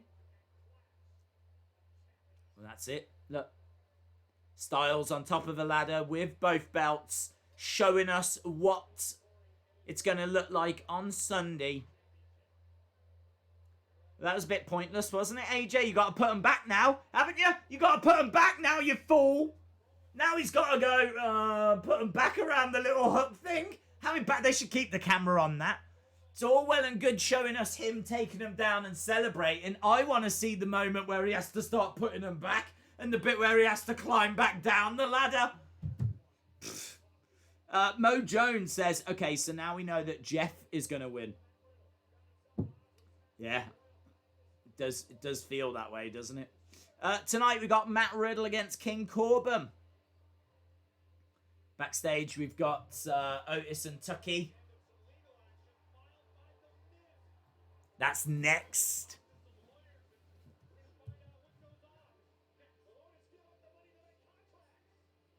God, they're being so animated, aren't they? They're Who does that when they have a conversation? It's my dancing monkey's funeral. In 15 seconds, can my grandma get a shout out? Shout out to 7 stars. Grandma. Hang on. I almost said a shout out to 7 stars dancing monkey, who's his grandma's funeral, and I completely got it all mixed up. Hang on, is the grandma at 7 stars funeral, and I'm shouting out dancing monkey? Shout out to you, dancing monkey, and 7 star will be missed. I say missed. Liam Cost says, Days, is it okay if I go to bed as I'm very drunk and I've got work at 8:30? Well, don't ask me, ask the chat. Chat, are you all right if Liam goes to bed? He has got work in... I mean, you've still got 7 hours. What are you doing? You can have several more drinks. Biruk says, I just Googled Abaddon. It's actually the name of a demon that controls locusts. Interesting. LSW says, Days, my fish was born and had a tiger as a twin. Can I get a shout out? Shout out to the tiger fish. Is that the follow-up to Tiger King? That's the new Netflix special that's dropping very soon, Tiger Fish. Ronda Rousey returns at Clash of Champions. She has been training. Young Ryder says, Days, to be fair, that was a good match. You just weren't paying attention. I'm sure it was fine. I'm sure it was perfect. I mean, like, they are three great talents, but I'll just wait for Sunday. I'll wait for Sunday when it actually matters. John says, go to sleep, Liam. James says, go to bed. Okay, we've got wow, what a friendly chat. I'm telling you now, if it was up to me, you wouldn't be getting any sleep. Set an alarm, says Eric. Happy Pug Queen says, no, you've got to stay. LeBron fan says, go to sleep. Wrestling Days fan says, no. Corey says, no. Can I go to bed? No, right, can we not all go to bed? Don't leave me with this SmackDown on my own, right? We said that we was a bit concerned. It is a go-home show. Don't tend to get many big developments on go-home shows. It tends to be just like final touches. And that's, I mean, literally all we've had so far. First segment was a promo followed by a match. We're already quarter of a way through this show. So we've got an hour and a half left of the show. Yeah, it's not great so far. Let's put it that way. Days, my fish just drown. Oh, no. That's why you shouldn't put them in water. Can my cat get a shout out? Of course. Shout out to your cat. Timmy says, my pet cactus died today. Can the president of the Ukraine get a shout out? Yes. Shout out to Yuri Lomenenko. Shout out to you. Some of you probably thought, does he know who the president of the Ukraine is? Of course I don't. Of course I don't. I just made that up. But it's a good name, isn't it? That's a better name than Slapjack. If he'd been called Yuri Lomenenko, you'd go, yeah, cool. What is the name of the president of the Ukraine? Let's have a look. Let's give him some respect. Ukraine president. Oh, if this is Yuri Lomenenko, I am going to freak. It's pretty close. Oh my god. Ukraine president poisoned was called Yushchenko.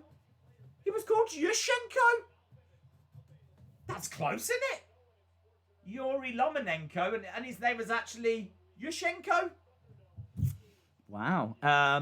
Okay, the current non-poisoned president is called Volodymyr Zelensky. It's not who I voted for. Tell you that.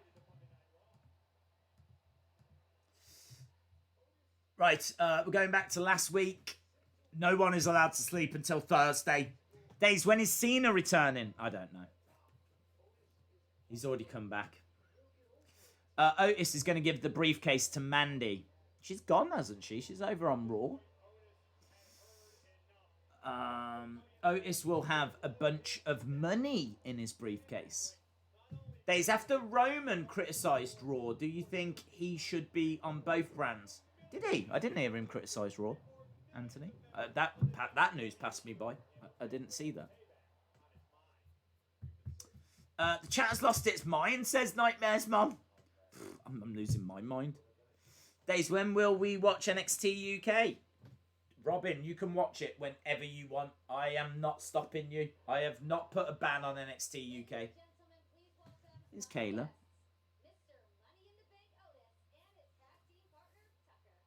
Okay, Otis and Tucker are here.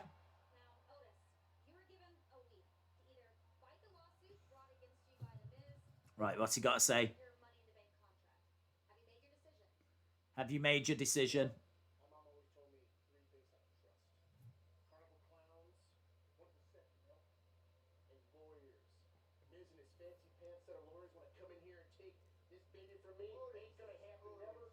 Here's Miz. Morrison.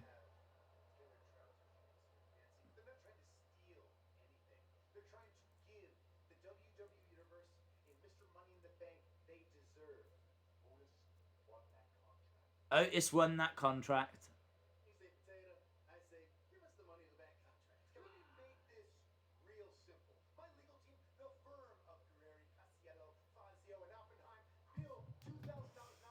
The mystery girl is Charlotte. She looks hot, says Gorge.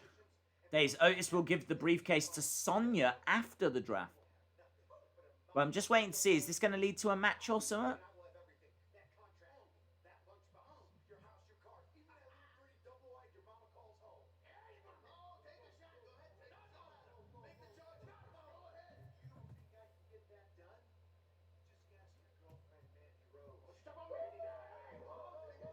He says that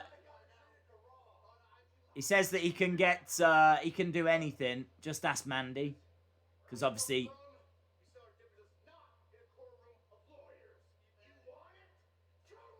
I think he's going to put the briefcase on the line.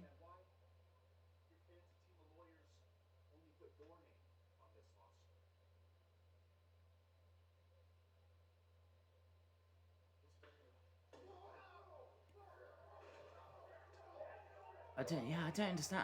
I can't even follow it. What does it mean? Your lawyers only put your name on this lawsuit. What? I don't understand. I actually don't understand what's happening. Can anyone help me there? Because I'm trying to listen and I'm trying to follow it, right? There's a lot of talking. I don't even care about the storyline anyway. I think it's going to lead to a match where the briefcase is going to be on the line, right? But Tucker in the background's like, it seems like he's found something, and he goes, they've only put your name on this lawsuit? Well, what does that mean? What?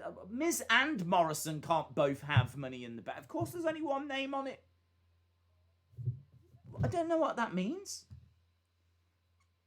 Was Morrison under the impression that he was suing Otis as well? Because that had passed me by anyway. I always thought it was Miz, only Miz anyway. Miz was suing because of the embarrassment caused of him having his clothes ripped off him. Hang on, let's see if the chat can help me out on this. If anyone has figured it out, Otis isn't listed on the lawsuit? ? No, he must be. He must be listed. He got served, so his name has got to be on it. I think what they're saying is, Miz, it's only your name on this, not Morrison's. But why would Morrison's be on it?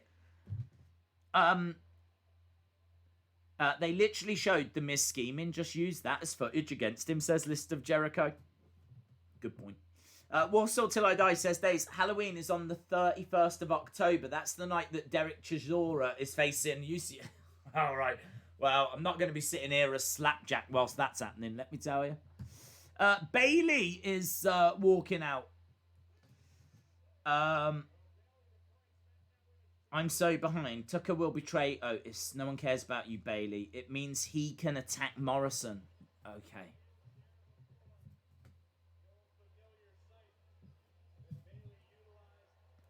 God, that was a bad segment for me. Right, Bailey's come out. Bailey promo. This could be all right. She's obviously part of a very interesting story at the moment. Can you say role model?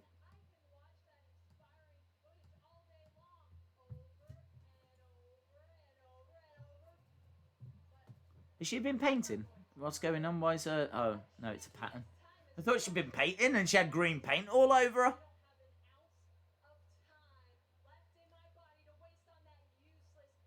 So she's actually grabbed a chair and she's sitting on the entrance stage. I kind of like that. I like the fact that she can't even be bothered to walk down to the ring. Fair play.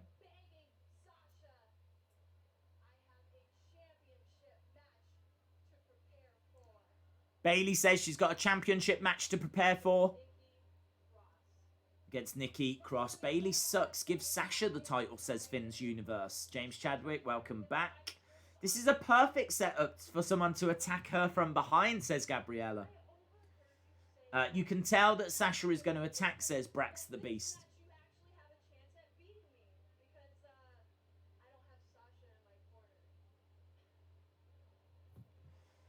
Bailey has a bunch of crescent moons.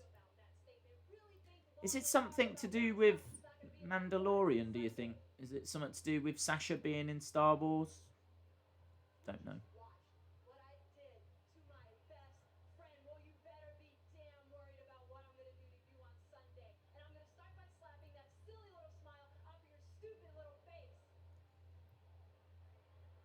Lots of thumbs down.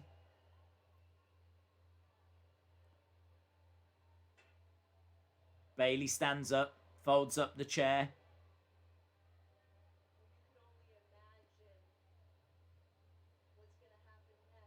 You can only imagine what's going to happen next. Camera comes in quite close. I don't want Sasha to attack. And I don't think she is, actually. Bayley walks off, throws the microphone down. Good.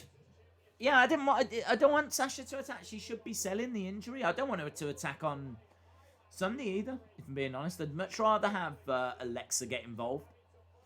I miss Ronda Rousey and the Iconics, says Gorge. Heel Bayley is the best Bayley, says Ryan. Alexa's going to come out. Their Hell in a Cell match better be good. Oh, yeah, I'm sure it will be. Sure it will be. I don't know what. We're just seeing Jey Uso preparing for Sunday here. Nice little video package. Who is Jey Uso? Chronicle. Jey Uso available tomorrow. So there's a Jey Uso spotlight tomorrow on the WWE Network. WWE fan 27 says, ding dong, Bayley sucks. Michael says, Bayley looks like she misses Sasha. Eric says, I just want Nikki to beat her. Poor microphones, they've had decades of torment, says Gabriella. Days, what time should I go to sleep, says Wrestle Talks. In 8 hours' time.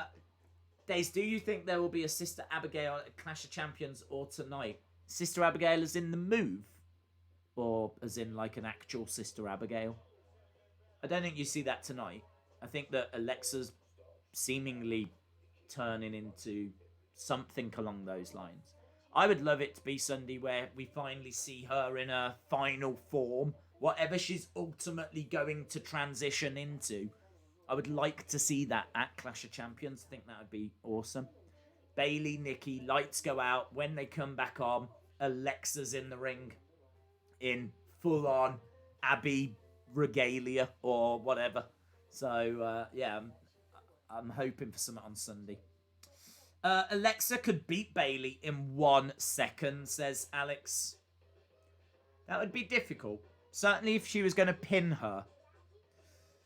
If Sasha beats Bayley, Bayley should have to dress up as Baby Yoda, says John Costello. They should do that. Not necessarily Baby Yoda, but loser has to do something embarrassing. Like, that's a stipulation they don't use. Loser has to do something embarrassing. Like, in fairness, I suppose we were going to get hair versus hair with Mandy and Sonya, so we were going to get something like that. And then they changed it. So loser leaves. But, yeah, that would be cool to do something like that. 7 Star says, Aldis versus Omega would be awesome. Just announced, William is in love with Nia Jax, says Rated R Wrestling. Alexa for the championship. Can you give my cat named Snickers a shout out, says Rex. Yes. Shout out to Mars Bar. It's a weird thing to know that some people get an image of people in your head and then they make that connection. Has anyone listened to Alexa's new podcast? And if so, was it any good, says David Paul. I haven't actually. No. I should imagine it's good. Bayley should have to watch Trolls 2. Have you seen the documentary on Trolls 2? I love documentaries, and there's one about what's regarded as the worst movie ever made, called Trolls 2, and it's brilliant. Right, Lucha, hang on. I've got a graphic showing me Alexa Lacey, but the music playing is Lucha House Party. So, Lucha House Party next. Who are they facing? What are they doing? Promo? No. Grand Metalik? Grand Metalik. So, are they going to have a singles match to promote their... Yeah. That's exactly what we're getting. Oh! Stupid match. This is a stupid match. It's pointless. Stupid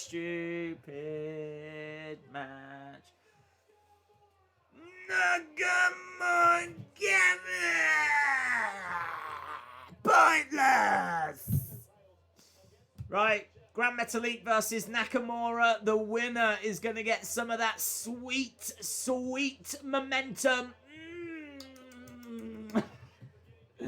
Oh, that sweet momentum. If only they could sell momentum at WWE Shop, we would all be buying bucket loads of the stuff. Because that's all the superstars compete for. That's all they want. They don't want money. They don't want money. They don't want success. They don't want championships. They just want that sweet momentum. I wonder if it tastes like jam. Alexa, Sister Abigail, will be in black tights, a black top, and she's going to come out with the head of Braun, says Gorge. That would be cool. 1987 Big Fan says, this SmackDown is super boring. Donald Jackson says, Days, is the main event the 4-minute commercial? Hope so. Stupid match, says Creed. It's better than Raw, says Orlando77.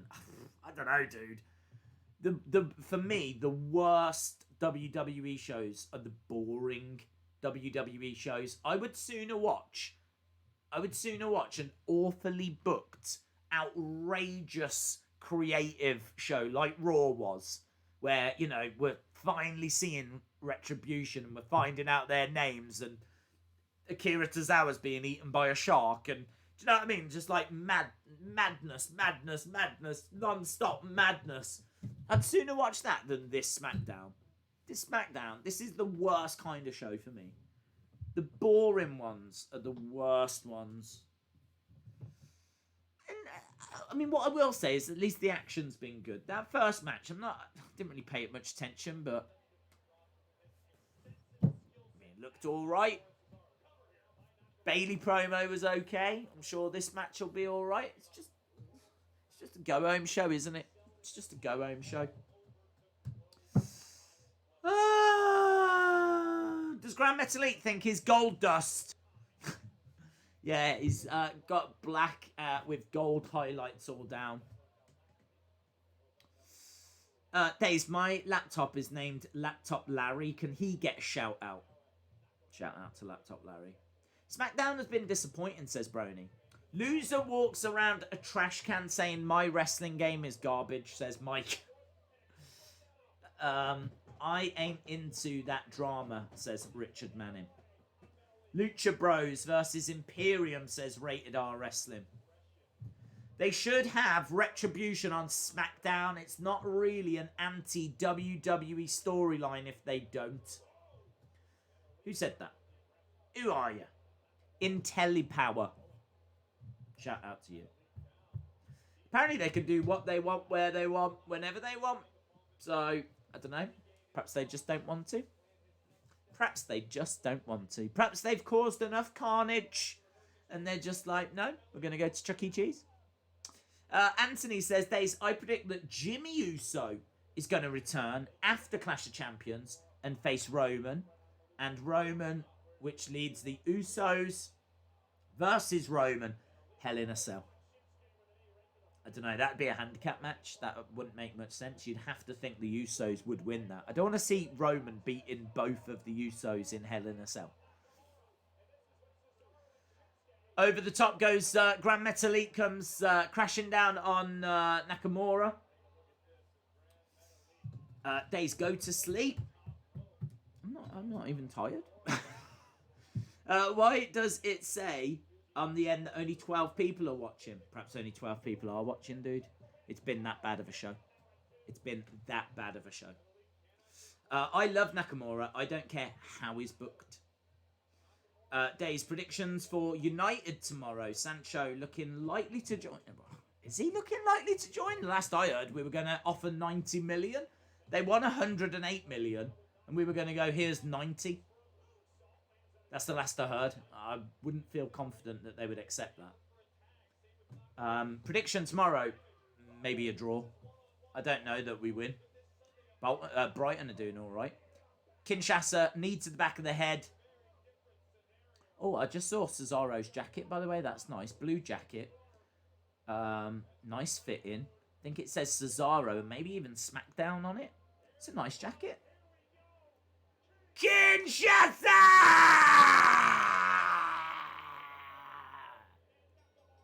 Nakamura wins, everyone! Oh, look at that momentum. Oh, he's celebrating in that momentum. Oh, nice gut-wrench suplex by Cesaro. Oh, well, I did like Cesaro's jacket until I saw it has way too much on it. The front part looks cool. Says Cesaro, but then it's got loads of stuff all over the back. It's got Smackdown and too much on it. Yeah, they've got to be feeling extra good now. Extra good. Oh, what's happening? Lindsay just pushed over Kalisto, but the camera wasn't on. The camera was on Nakamura and Cesaro. Have they got rid of Kalisto? Okay. Right, there's Jey Uso.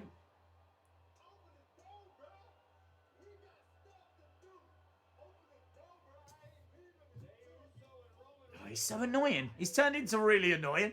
Jey Uso's banging on Roman's changing room door. I mean, read the room, Jey Uso. Read the room. He's like, boo, boo, open the door, bro. We got stuff to do. Yeah. Honestly, if I was Roman and I was sitting there and someone's like, boo, boo, boo, boo, boo, boo. Open the door, bro. We got stuff. Boo, boo, boo, boo. I'm going to lay this kid out. I'm starting to come round to the fact that he deserves it now. He is annoying.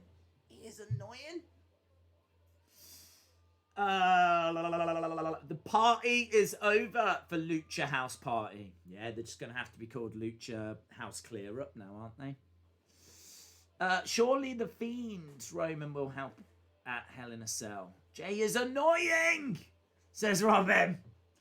It's about time Roman turns on his cousin. Jey Uso is sick. Jey is exactly how you would think that annoying cousin would be. I know it's weird that they are presenting him that way though, because you'd think that you'd want people to like feel sympathy for him and be on his side. I want to see him get beaten up now. I actively want to see him get beaten up. Richard Manning says, Days, thanks for the shout out. Glad to be a member.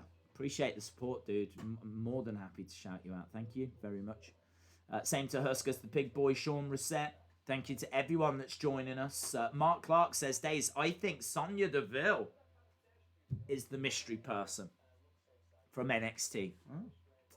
Liam says, I definitely think it's time to go to bed as I've just been sick. Have you? Ah, dude, I didn't know you were that drunk. You've just been sick. No way. And then you went on the internet to admit it. What are you doing, dude? What are you doing? In my mind, you were like still drinking. Do you know what I mean? Maybe you had a few girls round as well. And you was like, ladies, just going to check in with the chat. And just having like a cocktail. Do you know what I mean? That in my head, that's what was going on. Actually, you're there going... Yeah, you probably should go to bed, dude. You probably should. James says, I just joined. What's up? Oh, hi, James. Not the strongest Smackdown, and one of our chat members is currently throwing up. Days, would it be cool if Alexa came out to some very creepy remix? Yeah. Days, can you give my sleep paralysis demon a shout out? Yeah, shout out to Baby Yoda's sleep paralysis demon. Shout out to all the sleep paralysis demons. The mystery girl is Charlotte, getting ready to return and fight Bayley or Alexa. Days, I don't think I'll be there for tomorrow's UFC. Alan, what are you doing, Alan? It's such a big show, Alan. You should have had this planned. You should have had this planned. You should have had it booked off. I don't care if you've got family coming round. You change the locks, right? Tomorrow is all about the UFC. Hopefully, I still see you tomorrow.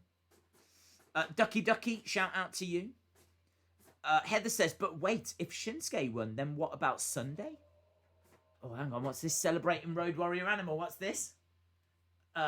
Nice message from Dwayne The Rock Johnson.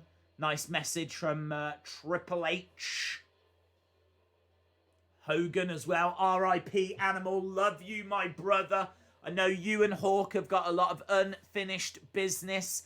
Kurt Angle says you were a trailblazer. Ric Flair says as well that the Road Warriors and the Horsemen had fun, entertained fans worldwide.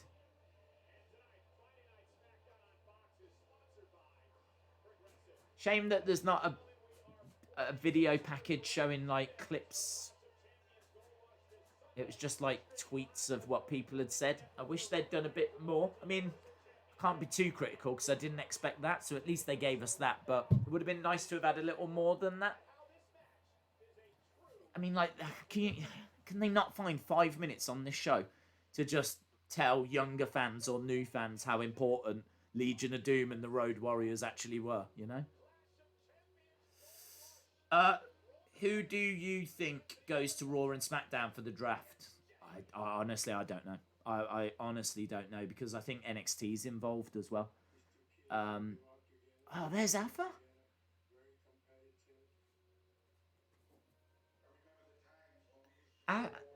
Rikishi. They just showed Alpha from the Wild Samoans.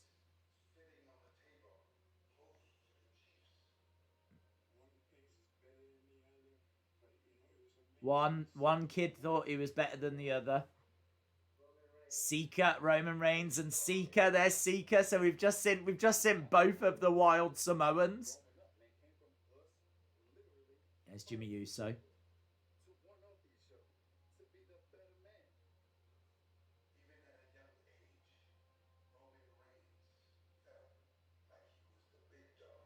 Even at a young age, Roman Reigns felt he was the big dog.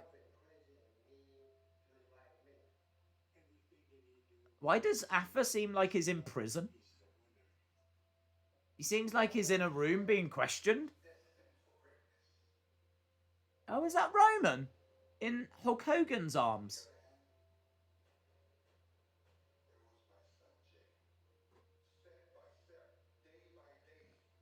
Yeah, look, there's the Usos in FCW.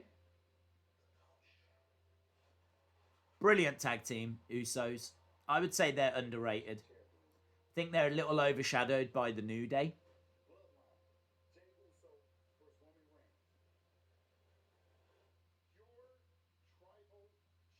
Your tribal chief.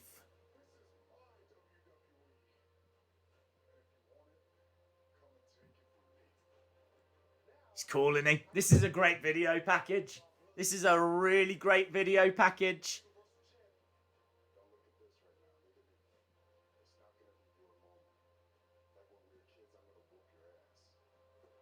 Oh, this is great.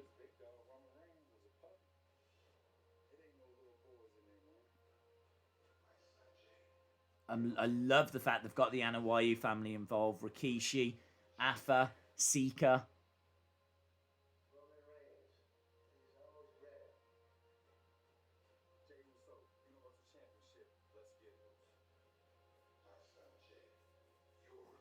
Great video, it really is.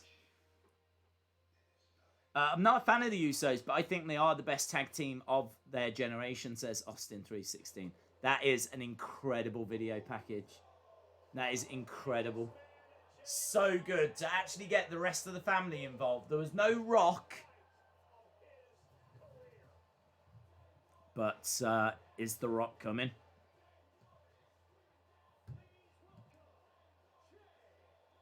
Jey Uso making his way down. So Jey Uso and I'm guessing Roman Reigns.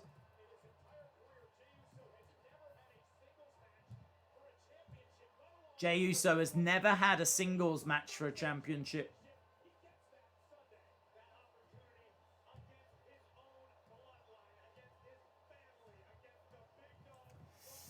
Everyone knows Roman is not going to lose the title. Yeah, that's the only downside with the match, isn't it? Is you know the result.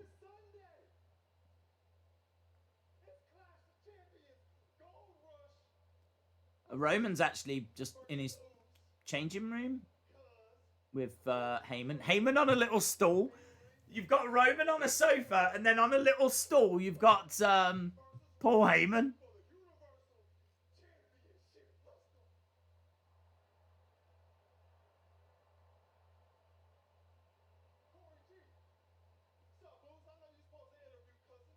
Corey G.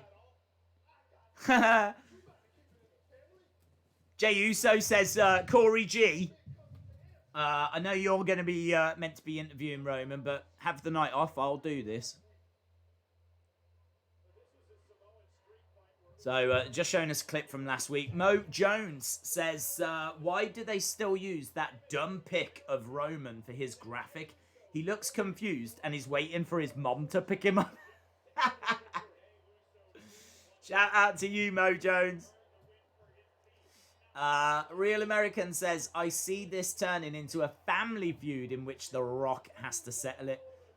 I really hope so. I really, really hope so. Liam says, well, I have drunk a lot, plus I've got work in less than 6.5 hours, so can't be sick no more. Birak says, Days, do you think Jimmy will come out to save Jey after Roman crushes him? Maybe. I don't know. I think they're gonna want a brutal beatdown. I think they're gonna want Roman to destroy Jey.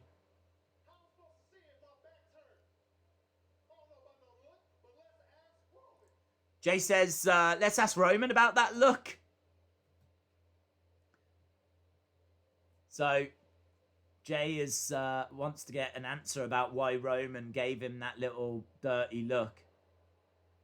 Roman's still in his dressing room.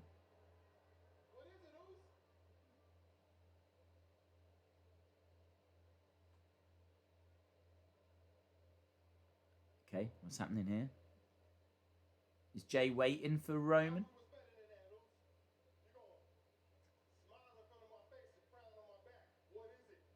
Jay says, you're going to smile at my face but frown behind my back. It's interesting. Here's Paul Heyman.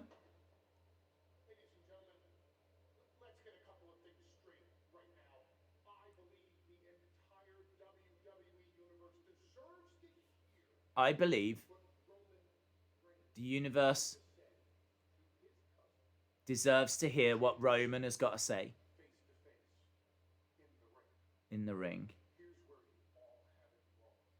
Yeah. But that's not going to happen when Jey Uso wants it to happen.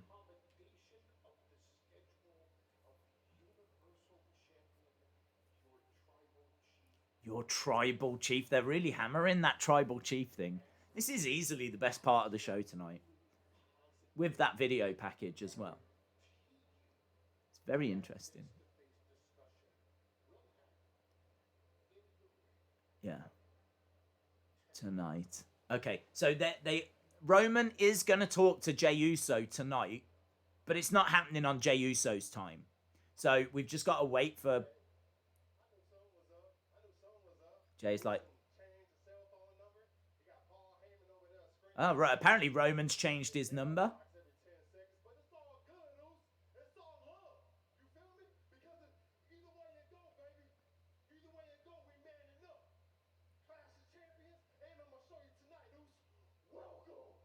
Welcome to the Uso Penitentiary. So, Jey Uso is starting to get his eyes opened a little bit here. He's starting to see that not everything is as he thought. Luckily, there will be an ambulance at the pay-per-view, says the list of Jericho. Okay, well, Jey Uso has had to jump out of the ring, and we're going to have to get that face-to-face later. We've got just over 50-odd minutes. We will get halftime scores as soon as we get to a commercial break. I hope we get a Firefly Funhouse tonight, says Richard. Tonight he dies, says boy Yoshi-sensei. Roman's promo tonight is going to be fire, says Brax the Beast. Logan says, Days, my predictions for Clash of Champions is Drew retains, Asuka retains, Bayley retains. So we're just looking at what happened at Payback between King Corbin and Matt Riddle. Here's King Corbin. I do like the fact they've still got the King of the Ring graphic. You've got to give him credit for that. When he won King of the Ring, they did do something with it, you know? He is still king. They didn't just drop it. They're still showing the King of the Ring graphic. It did mean something. He probably should have got a title opportunity for it as well, but... And they should definitely do it again. Why can't Corbin go away and never come back, says Ryan. Right, we've got the spinning flip-flops. That's what CGI was invented for. Spinning flip-flops. Bruh. Bruh. Is a black belt in jiu-jitsu. The original bro. Matt Riddle. Bro.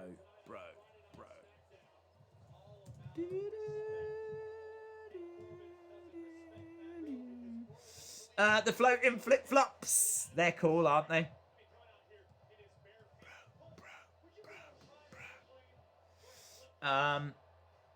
Kalisto is getting kicked out of the Lucha House Party because he broke the piñata. There's bro chants. They're actually piping in bro chants. Bro. Matt Riddle says you've got some serious anger issues.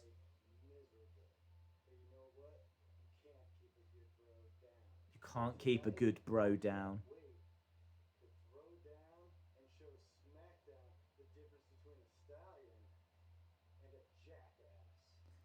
Matt Riddle says, I can't wait to show SmackDown the difference between a stallion and a jackass. Look at that. They've actually just shown a quick little replay of him kicking off his flip-flops. Amazing. That's what replay was invented for as well. What are we looking at here? Oh, is this something to do with that vaping thing? Right, I find Riddle's voice and manner of speaking annoying, says Rob M. Want to know how to ruin a storyline? Just put King Corbin in it, says Wrestle King. Matt Riddle is officially dead, says Super Mario Plush. I like Riddle. Uso Penitentiary, says Gorge. I have a friend named Matt Riddle who is much cooler than WWE's Matt Riddle. Okay. Don't vape. Yeah, don't vape, guys. So important. If you're vaping right now, put it down. Put it down. Because you will become King Corbin. Yeah, get your scores in. Halftime scores. I don't think we did it, did we? Do it. Here we go. DJ says, I feel bad for Tegan. Has it been properly announced yet? Or is it still just like we're waiting for results? Let me have a look. Tegan Knox. Another heartbreak for Tegan Knox looms. That was 10 hours ago. I don't think anything's been announced, does it? Yeah, no, nothing yet. Yeah, get your scores in, friends. Get your scores in. Get your scores in. What are you scoring this go home Smackdown? What are your thoughts? Share them.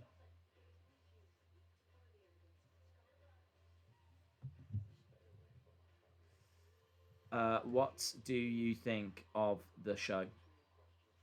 I'm going to drop this onto the community tab. I think, is there sport on tonight?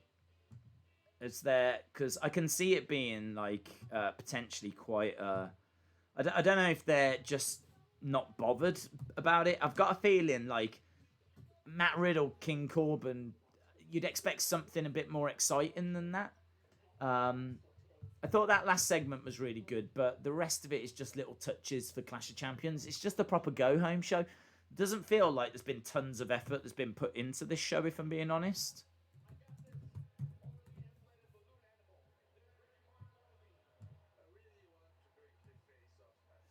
Right, let's try and get into...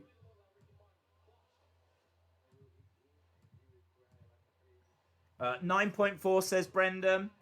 5 says Damien. 7.25 says Sue. 7.98 says Super Mario Plush. 6.5 says Heather Wright. Travante gives it a 4. Yeah, as expected. People not massively into this one. Right, we're just about to go back. And we've obviously got Riddle already in the ring. So Riddle is already in there.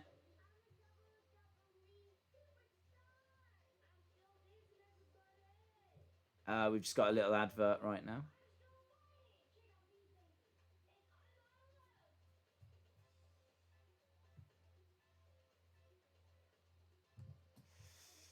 A little advert for Connor's Cure is what we're looking at the moment.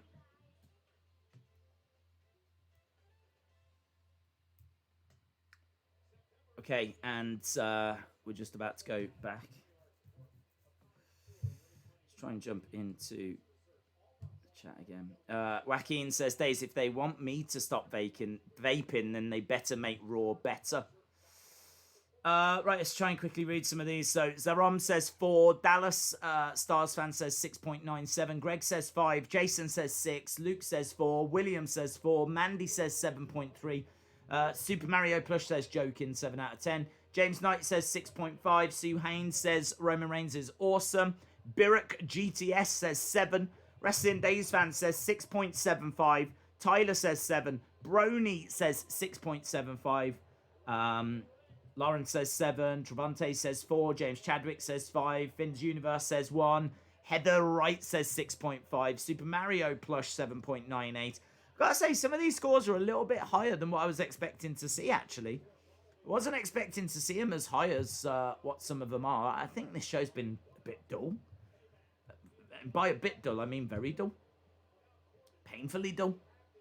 But it is what it is.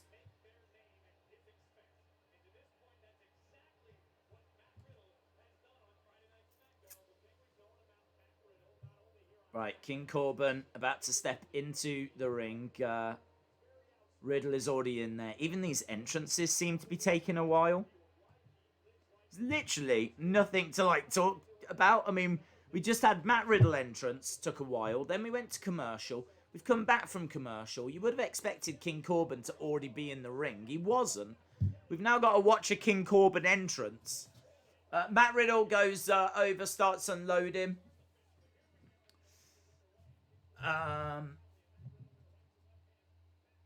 Waleed, shout out to you, my friend. I just got off from school, says Arjdin. Shout out to you, buddy. Go Washington football team. Yeah, I've got a feeling that there's other things that are going on. Because this is everything seems very, very quiet.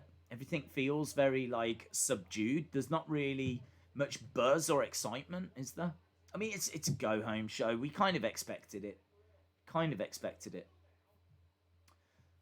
Riddle wrapping his legs around the legs of King Corbin.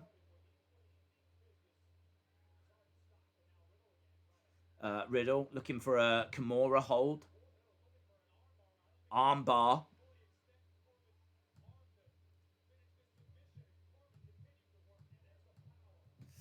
Corbin is so boring, you can't blame me for falling asleep, says Happy Pug Queen.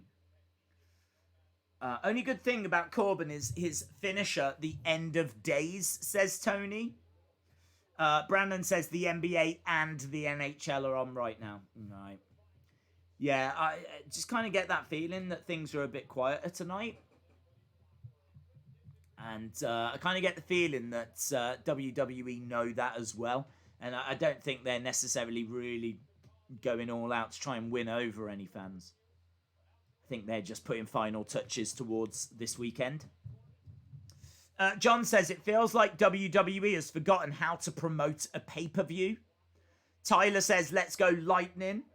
DJ says, if Tegan really is hurt, they might have to reconsider her role or career. I don't, yeah, I mean, maybe.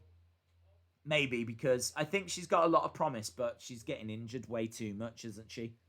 I don't know. I don't know. We'll have to wait and see. Tony Bartlett, shout out to you. Robin says, did you hear about Naomi getting injured? I didn't. I haven't heard that. What's the news? Woopak says the deep six is a sick move. Yeah, I agree. That's cool. Corbin slides out the ring, goes straight back in. Nice Pele kick by Matt Riddle. And Corbin rolls out the ring. Matt Riddle goes out after him, throws Corbin over the top of the announce table. Riddle on top of the announce table, flips off the cover, exposes the announce table. I don't know what he's looking for.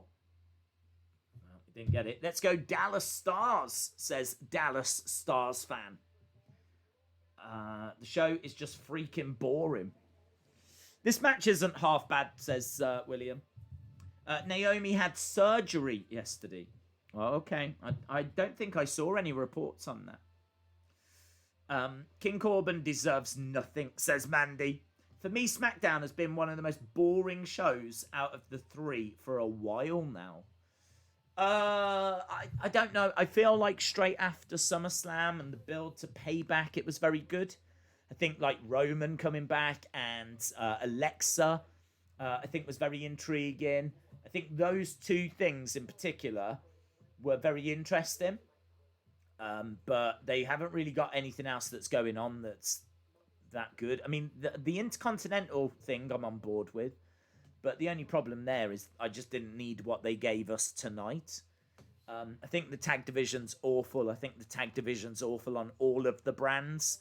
And I think main event's good. I really like, the Jey Uso Roman thing. The only downside there is it's just a shame that Jey is in a tag team and he's not a singles wrestler. If there was another member of the Anoa'i family that was a solo star, like a Rikishi, that would be interesting, because then you might be a bit more inclined to think, yeah, they could switch the title here. But I just don't see them switching the title onto Jey Uso. I don't see Jey Uso being given that championship. Even in storyline, I just can't see it. I think it's just going to be a Roman dominant win and a brutal beatdown. I think Jey will get a little bit of offense in. I don't think it's going to be a squash. But, yeah, it's just a shame they don't have another member of the Anoa'i family that could have taken Jey's place, really. But should be fun all the same. John says it's the Stanley Cup Finals. The Thunder won't get you, but the Lightning will. What is that now? Is that a thing? I don't know anything about ice hockey. So is it the Stanley Cup Final tonight? Is it? Is that a thing that's happening right now? The only match I'm interested in is Roman versus Jey, says BCC Nash 0. DJ says, did you see that Rikishi has a Samoan NWO in another organization? No. I know that Afa has got his own promotion, WXW. So I don't know if they're doing anything there, if that's the other promotion. I know he's not family, but Joe versus Roman would have been great. That would be great. That would be great. Right, Matt Riddle had an ankle lock. We've got just over, well, less than 40 odd minutes, is it? Nice triangle applied by Matt Riddle. And he's grabbing hold of the arm here. He's looking for a draping arm bar. And then he's really struggling here. Corbin, single arm, trying to slam down Matt Riddle, and he does. Goes for the cover. 2. Just a 2. Just a 2 for King Corbin. I would be okay with some diva nudity, says William Hensey. I think we've moved on. I want a Firefly Funhouse, says Super Mario Plush. Naomi posted on Instagram that she had surgery a few days ago, says Lauren. WWE Funny Vid says Days Bobby Roode will return to Raw this week or next. Lister Jericho says Joe versus Roman happened last year. It definitely happened. Was it last year? I can't remember when it was. Definitely happened, but with a heel Roman and like the roles reversed, like a face Samoa Joe and a heel Roman. I'd be down for that feud. I'd be definitely down for seeing that. Days Roman should be good. Even Jey Uso versus Roman feels like a big match. Imagine the other big matches. I think Tegan will get released, says Anthony. Tampa Bay Lightning wins, says Brendan. Days, who is the submission artist in wrestling right now? A submission artist? Timothy Thatcher's very good at getting submissions. I don't know. Is there someone that's like a submission specialist? Can't think of anyone really that's coming through that's particularly known for submissions. Big strike by King Corbin, and Matt Riddle is down.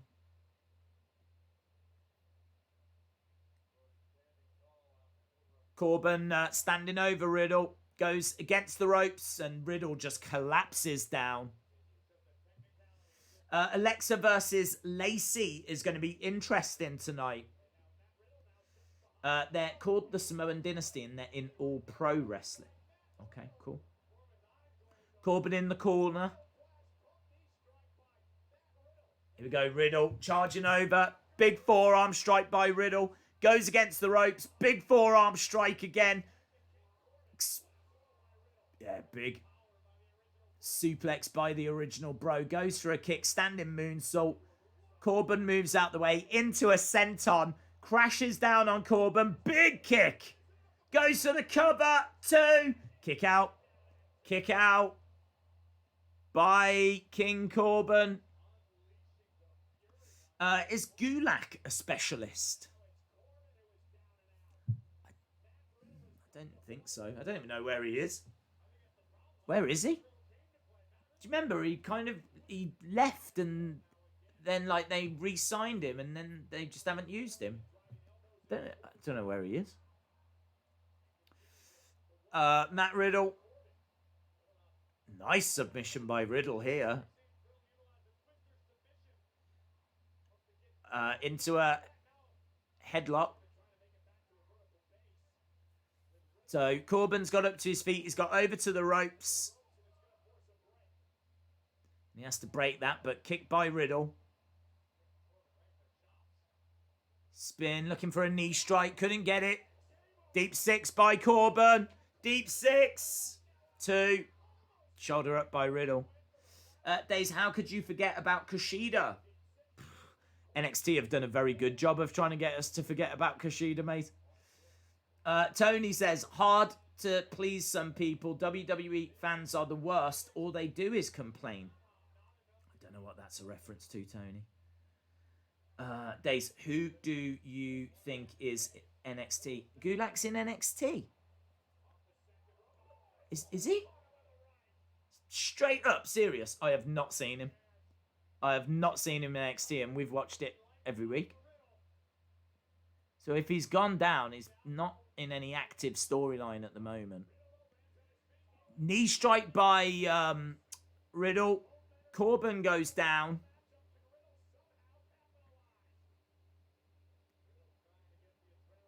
Riddle going over to the corner. Let's start a boring chant, says Sasuke. What's the main event? Well, at the moment, I'm guessing it's going to be Alexa Lacey or the Roman J promo. End of days. And Corbin, 1, 2, 3. Corbin gets the win. Corbin beats Matt Riddle. Brilliant. Corbin is going to win, and then they will interview Riddle, says Creed. NHL Stanley Cup and a big championship playoff, says Heather. Oh, that's what's happening right now, is it? Riddle looks shocked.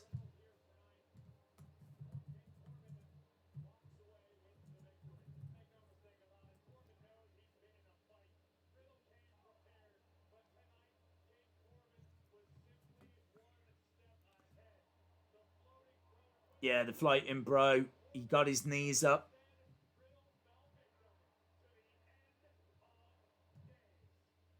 End of days, and that was that. That's all she wrote.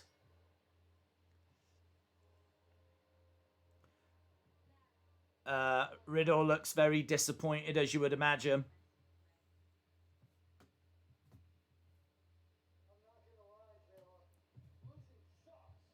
Riddle says, I'm not going to lie, losing sucks.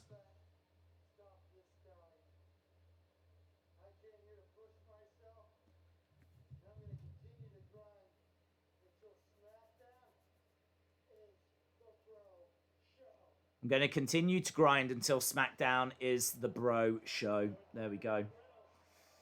Alexa Bliss main event. I don't know what we're getting, to be honest, mate. It could be. Alexa Lacey. Right, here we go. Here's that mystery woman.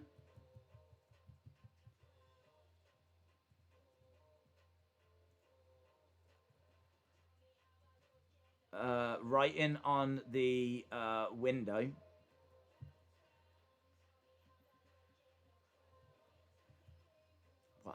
What is she writing? She's writing something in lipstick. Untouchable. Untouchable.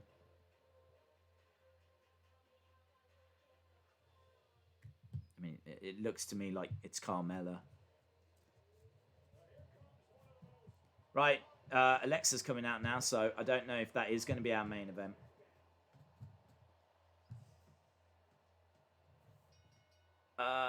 Alexa Bliss versus... Right, this might provide some intrigue. Alexa Bliss making her way down.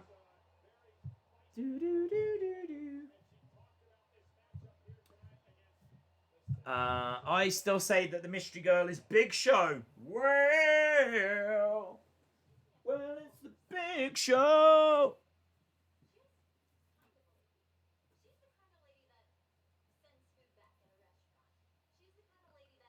So Alexa's got black fingernail polish on and wearing black backstage. She seems to have snapped out of whatever trance she was in last week.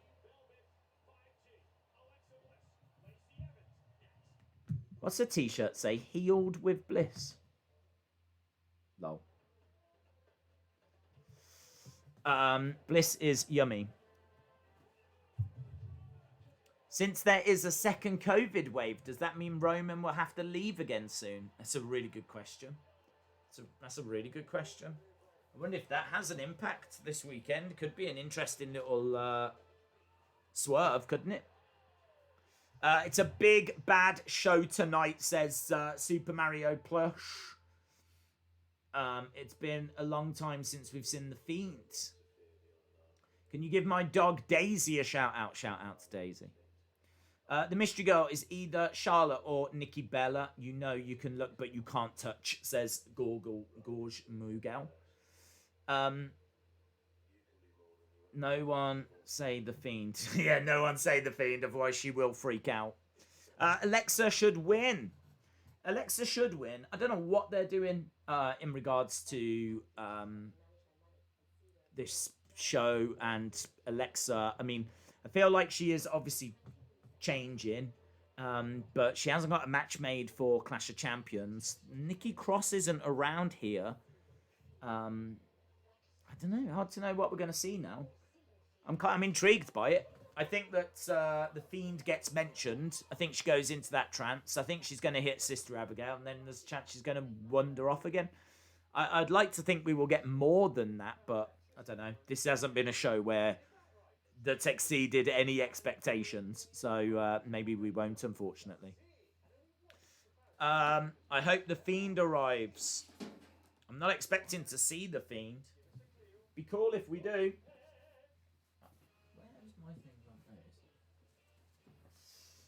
Where is Roman? He's backstage. He says he'll come out when he's ready. He's not coming out on Jey Uso's time.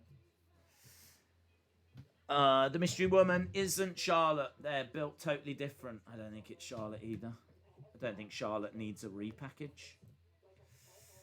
It's an alright show, says Orlando77. Too short for it to be Charlotte. Jacob Fatu versus Roman Reigns. Days search Jacob Fatu. I know who it is, but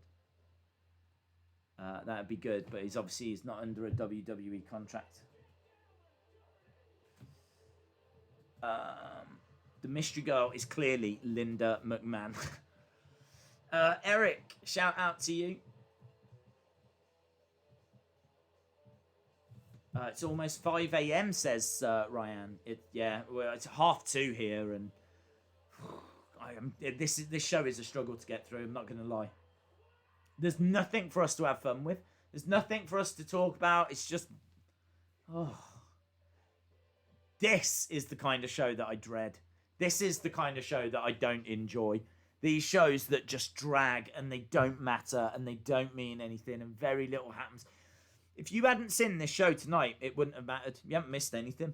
What have you missed?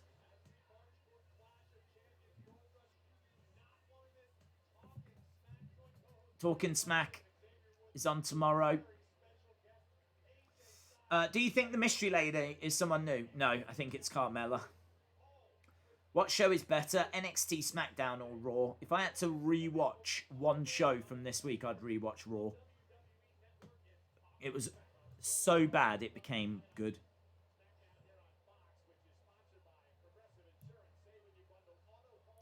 I forgot to do the script for SmackDown, says Vince. Right, Alexa in the ring. And I think her shirt says healed with Bliss, which for the 5 people that are watching SmackDown this week probably get excited about, because obviously her heel. Here's Lacey Evans coming down. Oh no, it doesn't even say that. It says sealed with a Bliss. It doesn't even say healed with Bliss. I'm desperately trying to make the show more creative than it is. Why are they showing us like these entrances as well? They are...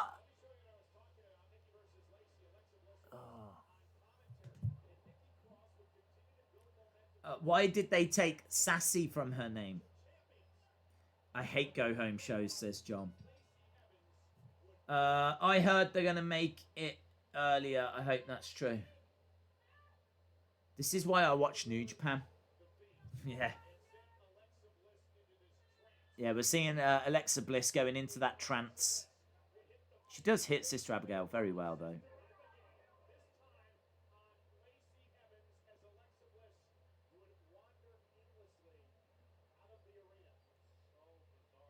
It is bizarre, isn't it, Corey? It is bizarre.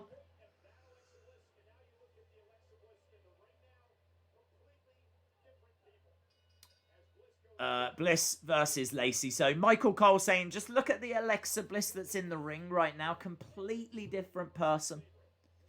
Alexa Bliss rolling up Lacey. Kick to the legs by Lacey. Against the ropes goes Alexa. Little roll up. 1, 2. Going for a kick to the midsection. Strikes by Lacey. This is a disgusting SmackDown. I know, dude. I know. It was so cringe when she acted like she was in a trance. It was a bit weird. Oh, God, guys, help me! Help me! How do we get through? We can help each other. I'm going to help you get through. I should be into this as well because it's Alexa, but I just don't freaking care. The show has just taken any enthusiasm out. Right, just come on. Fiend! Fiend! Fiend! Alexa! Fiend! Sister Abigail! Something. Yeah, people are putting their thumbs down. I don't think they're booing Lacey. I think they're just giving their rating.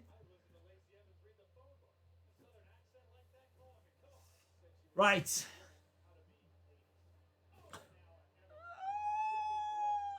LSW says, I can't do this. Give me CPR, says Mustafa.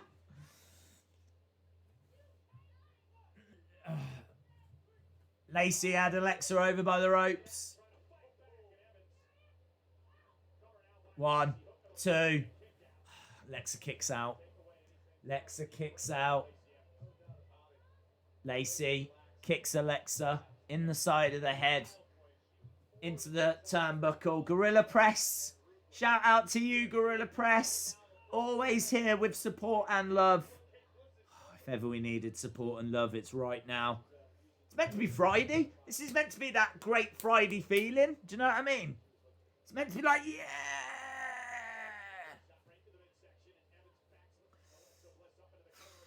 Okay, come on. Alexa into the corner, right? Blocks it, working on the arm of Lacey, pulls down on the arm of Lacey. Oh, I thought she was going for Sister Abigail, but she actually tripped her. Okay, we got the Fiend laughing. As we go to commercial break, there's something interesting actually. So something interesting happens, and we go to commercial break.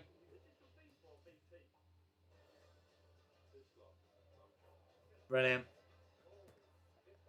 Oh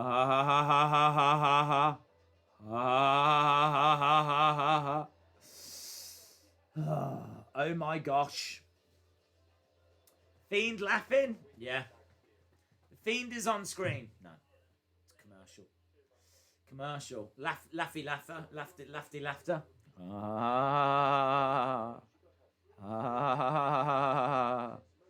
Honestly, if anyone thinks that makes this show even borderline interesting, I'll agree it's the most interesting thing that's happened so far, but I'm not on my edge of my seat to see what's going to happen when we go back, if I'm being honest.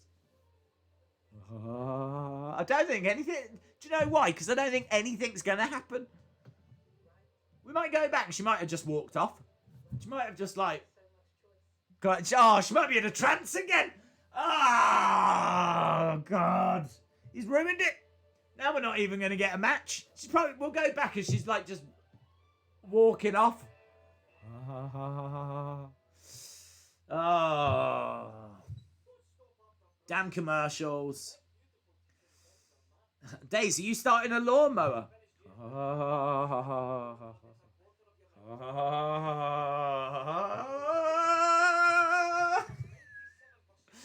I switched it to a chainsaw. Boring out of 10. Poop out of 10. Fiend sucks, says Pratham. Maybe she's left the match. I think she probably has. She's walked out. She's probably doing what all of us want to do. She's probably left SmackDown. Give me the Fiend to make me do happy vibes. Oh, my days, it worked. We summoned him. Yeah, man. That would be cool. Could you imagine if Paul Bearer was still around? Get Paul Bearer involved. Oh, Alexa. Join me, Alexa.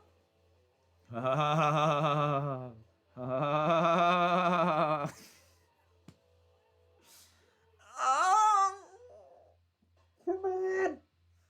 Come on. We can do this. We can do this. Slapjack, slapjack, slapjack. Okay, right, hang on. Is she in a trance? She's on the floor. No, I think she's still competing.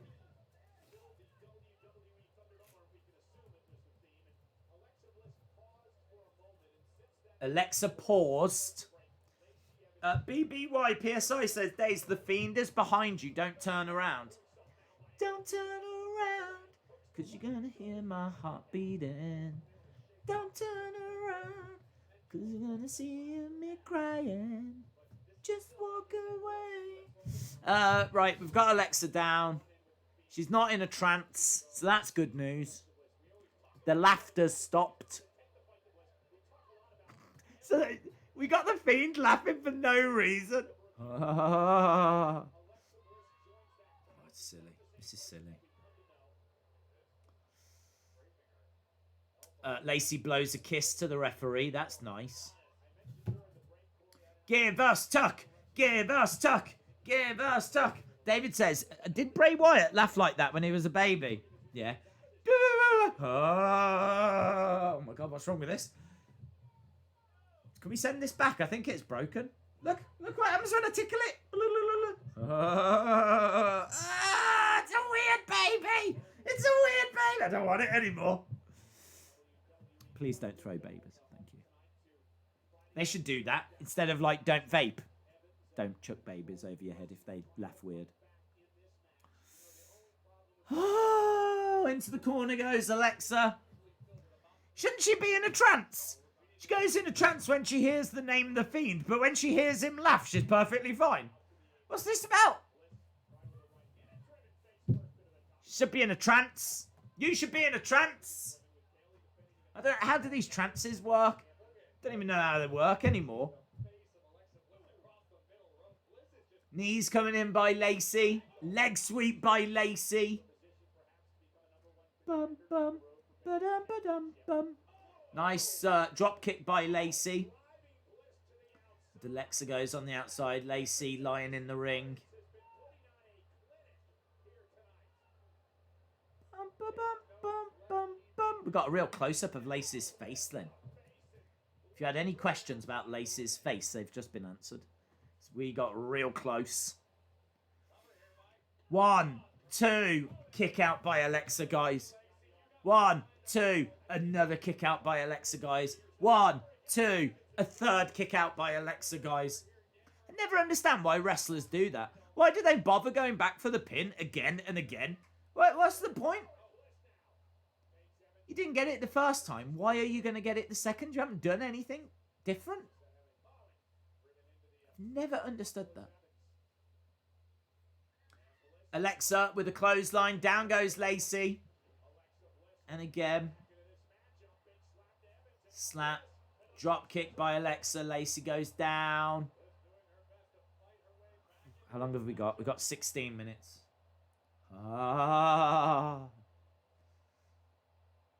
Fiend! Fiend! Fiend! Fiend! Fiend!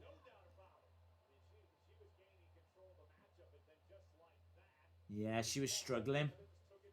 I think that WWE should give her a break. I think clearly there's some health issue here with Alexa. I think HR should step in and be like, oh, now we've got everything's gone red. Why is the Fiend terrorizing Alexa? We got like Fiend on screens.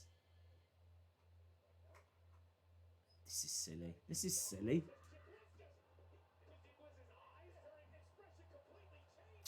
Her expression completely changed. Ah.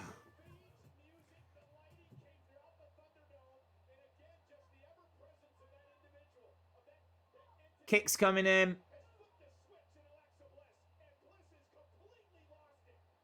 Bliss has lost it, guys. She is going cray-cray. She has lost her mind. The ref is like, he's had to disqualify her. She's gone crazy.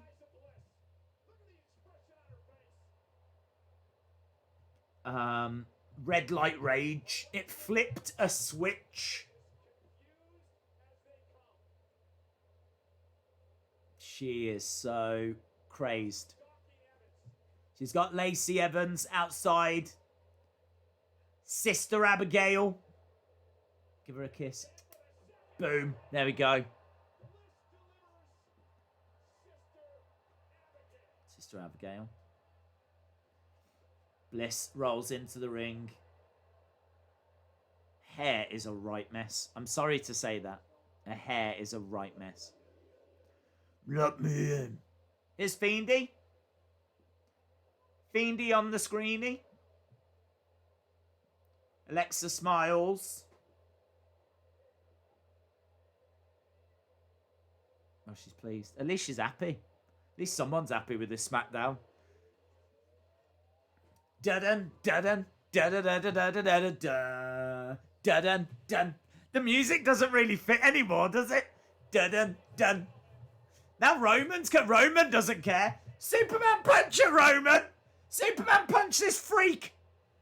Yeah, spear. What's up with you? Exorcist. Boom. Look, they just walk past. He doesn't care. He doesn't care that there's some demented woman that's just walked past him. And look, Alexa stares at Roman. Superman punch a Roman. She's giving you dirty looks. Heyman, push her off the stage. What's she doing? She's some weird exorcist. She's like Chucky.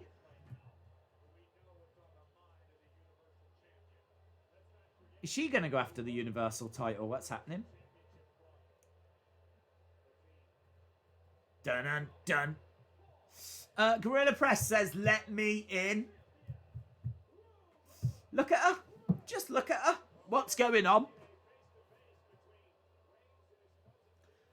What's going on is clearly at Survivor Series, we're going to get Alexa versus Roman Reigns. That's what's going on. I missed it all. I'm going to cry, says Sunny Wolf. Dude, it was so good. So good. It was amazing. Everything went like the Fiend's entrance. And then Alexa snapped.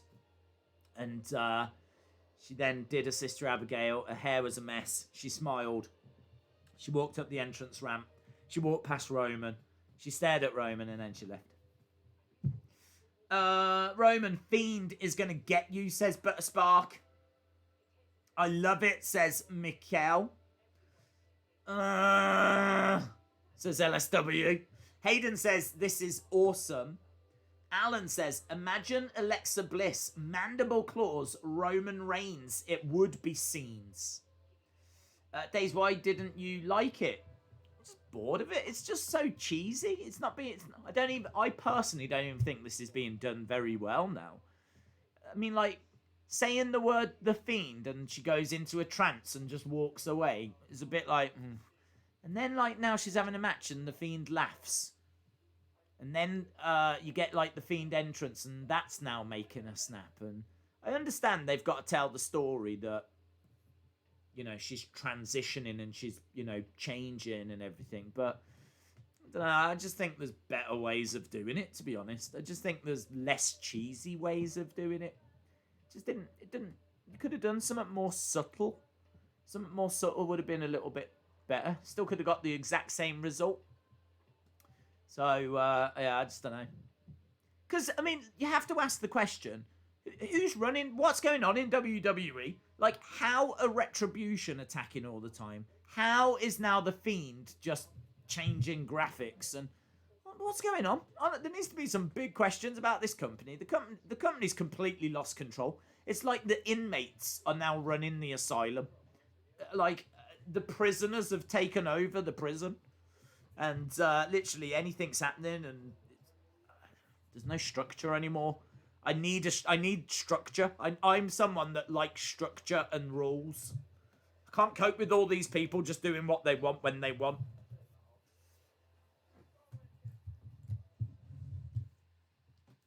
Plus also, I mean, is it a, I don't know. Does it work that way? Is there people in the world that go into a trance when you say, has she been hypnotized? Is that what they're saying? I don't even know anymore. I don't know what's happening. I just want to get through this show. That's what I want. Maybe I wouldn't have been so down on it if I was in a better frame of mind. But I have to admit, even if this was a good show and they did that, I still think it could have been done better. But not the worst thing we've seen at all. Right, we're back from commercial break. Trini says, Dave, you're talking about a company where you had one individual drive a beer truck in and soak the owner and another drive in a truck full of milk. That is true. That is true.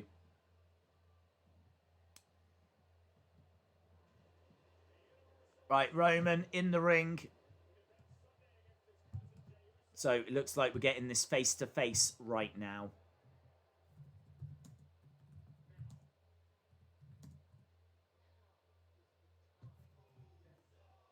That's good. Jey Uso's music hits. Hang on. It's not Jey. It's not Roman versus Jey Uso. Roman and Jey Uso. Done since day one-ish.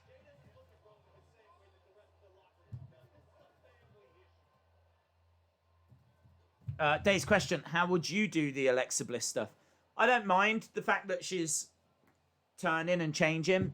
I would have it just be a gradual change. So you see little elements more and more coming in each week.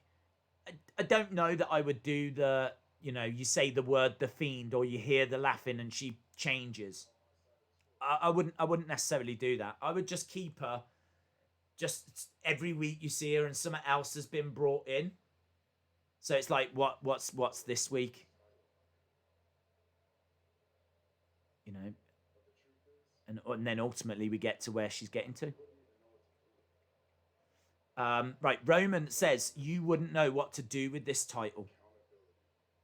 This title is accountability, responsibility, being on top. You don't understand the weight and the pressure. For being the face. This isn't your fault. You're a twin.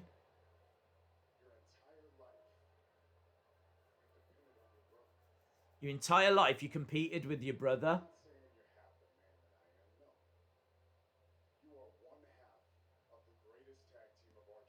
You're one half of the greatest tag team of our generation. And Roman says, I'm proud of you. Our family depends on me. Good promo from Roman.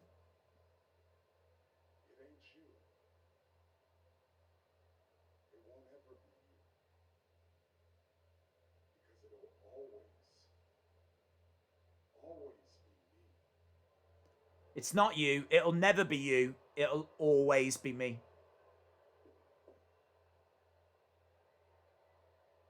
That's it. Roman goes to walk away. I mean, we've still got a good few minutes left here, so...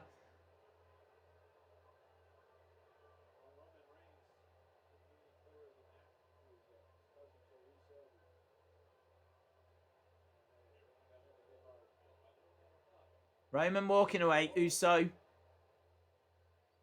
going to say something. Here we go. What if you're wrong?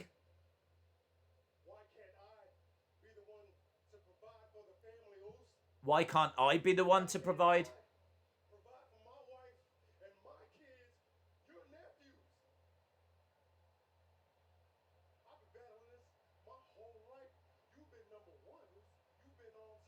You've been number one. You've been on top.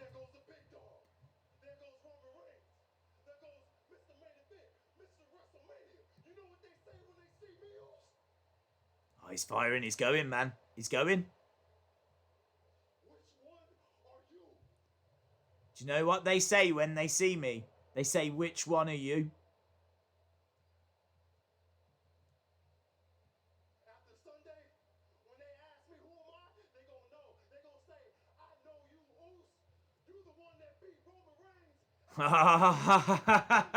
This is a really freaking great promo.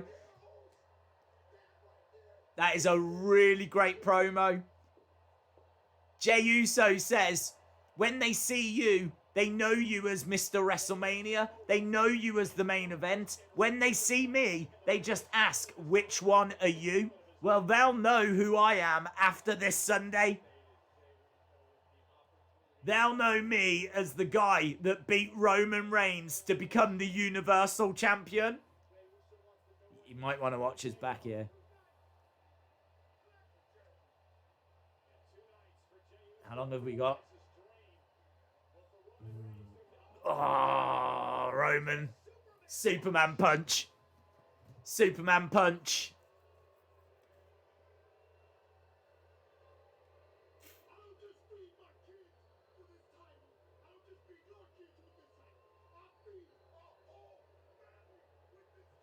Roman says, I don't just feed my kids or your kids with these titles. I feed the whole family.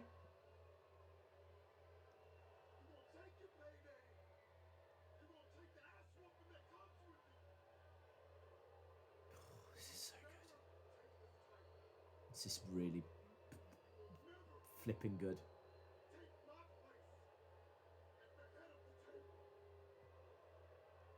Oh. You will never... This. This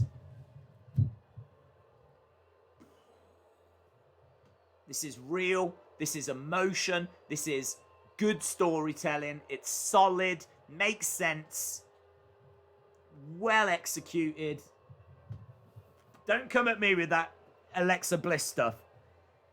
Flipping Fiend noises being piped in and she goes into a trance. This is good storytelling. This is gold. That is gold. That was a killer promo from Jey Uso. That was a killer promo. And then you've got Roman jumping the gun early. Superman punch to Jey Uso. Jey Uso going down. Roman saying, you'll never take my place at the head of the table. Showing him, he says, you're going to take your payday. And you're going to take the ass whooping that comes with it. Roman really laying it out. It is crystal clear. You are in no doubt the dynamics going into that main event. We know that Jey Uso isn't this incredible single star, but Jey Uso just saying that he's tired of people coming up to him and always saying, which one are you? You know, this is an opportunity for Jey Uso to really stand out and shine. This is his opportunity, maybe his only ever opportunity at the Universal title. And he's questioning, why can't I be the leader of the tribal chief? Why can't I be that tribal chief? Why is it you, Roman? Why is it always you, Roman? And Roman making it very, very clear that he is not giving up his position as the leader of the family. Oh, so good. So good. I wish they could find a way of giving us more of that kind of storytelling. This is the Roman we always wanted, says ya boy Yoshi Sensei. The Nico guy says that promo was better than Raw in my opinion. That final segment was the best thing on the show. No doubt in my mind. I like The Undertaker, Kane, Ken Shamrock and The Rock, says Yuri Butler. 5.75. That main event segment was good, but it just couldn't carry the whole show. Brax the Beast says 10 out of 10 for the promo. The show, 7 out of 10. William says, Sister Lexi, 10 out of 10. That's what you come at we with. Love the supernatural, love the story. Roman Uso blows. Dude, I have to completely disagree. Completely disagree. I think that the Alexa thing is pushing on cringe. I really do. I think, you know, having her fighting and then just having like a giggle sound play and having the, I mean, like, we all know what it's leading towards. I just don't feel it needs to be that obvious. Just don't feel that it needed to go the way that they've taken it. We all know that she is becoming a female Fiend or a Sister Abigail or something like that. And I just feel like there would be a better, more credible way to go about it. Don't know. It's really missing the mark for me. And I surely can't be alone in that. Am I still excited to see what she becomes? Absolutely. Am I still excited to see her in the Funhouse group? Absolutely. But I don't think this has been the greatest journey there.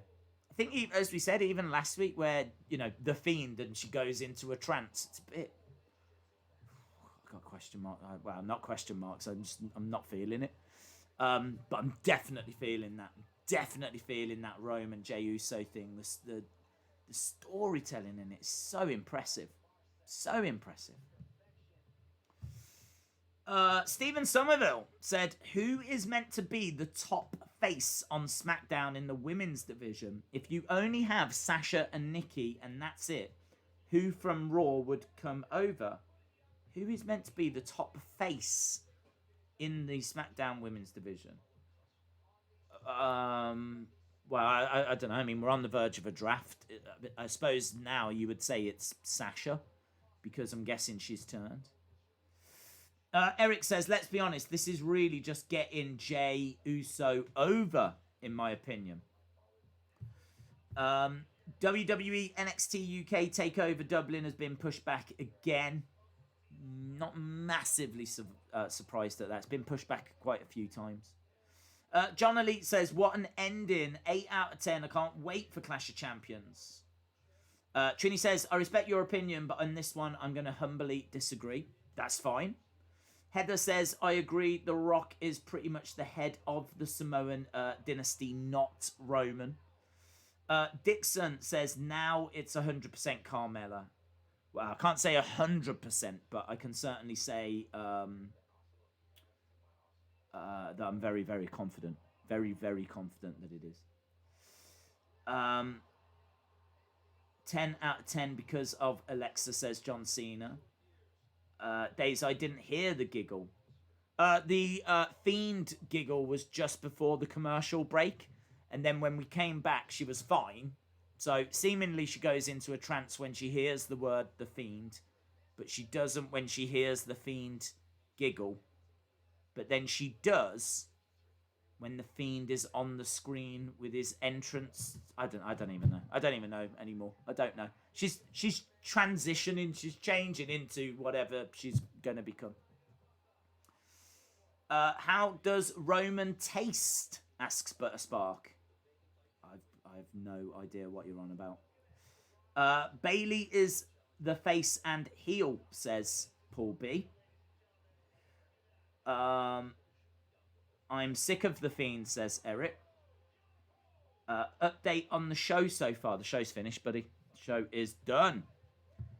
SmackDown was amazing. Big Boy Dally says, just got out of the Thunderdome. It was an amazing ending. 875 for the show.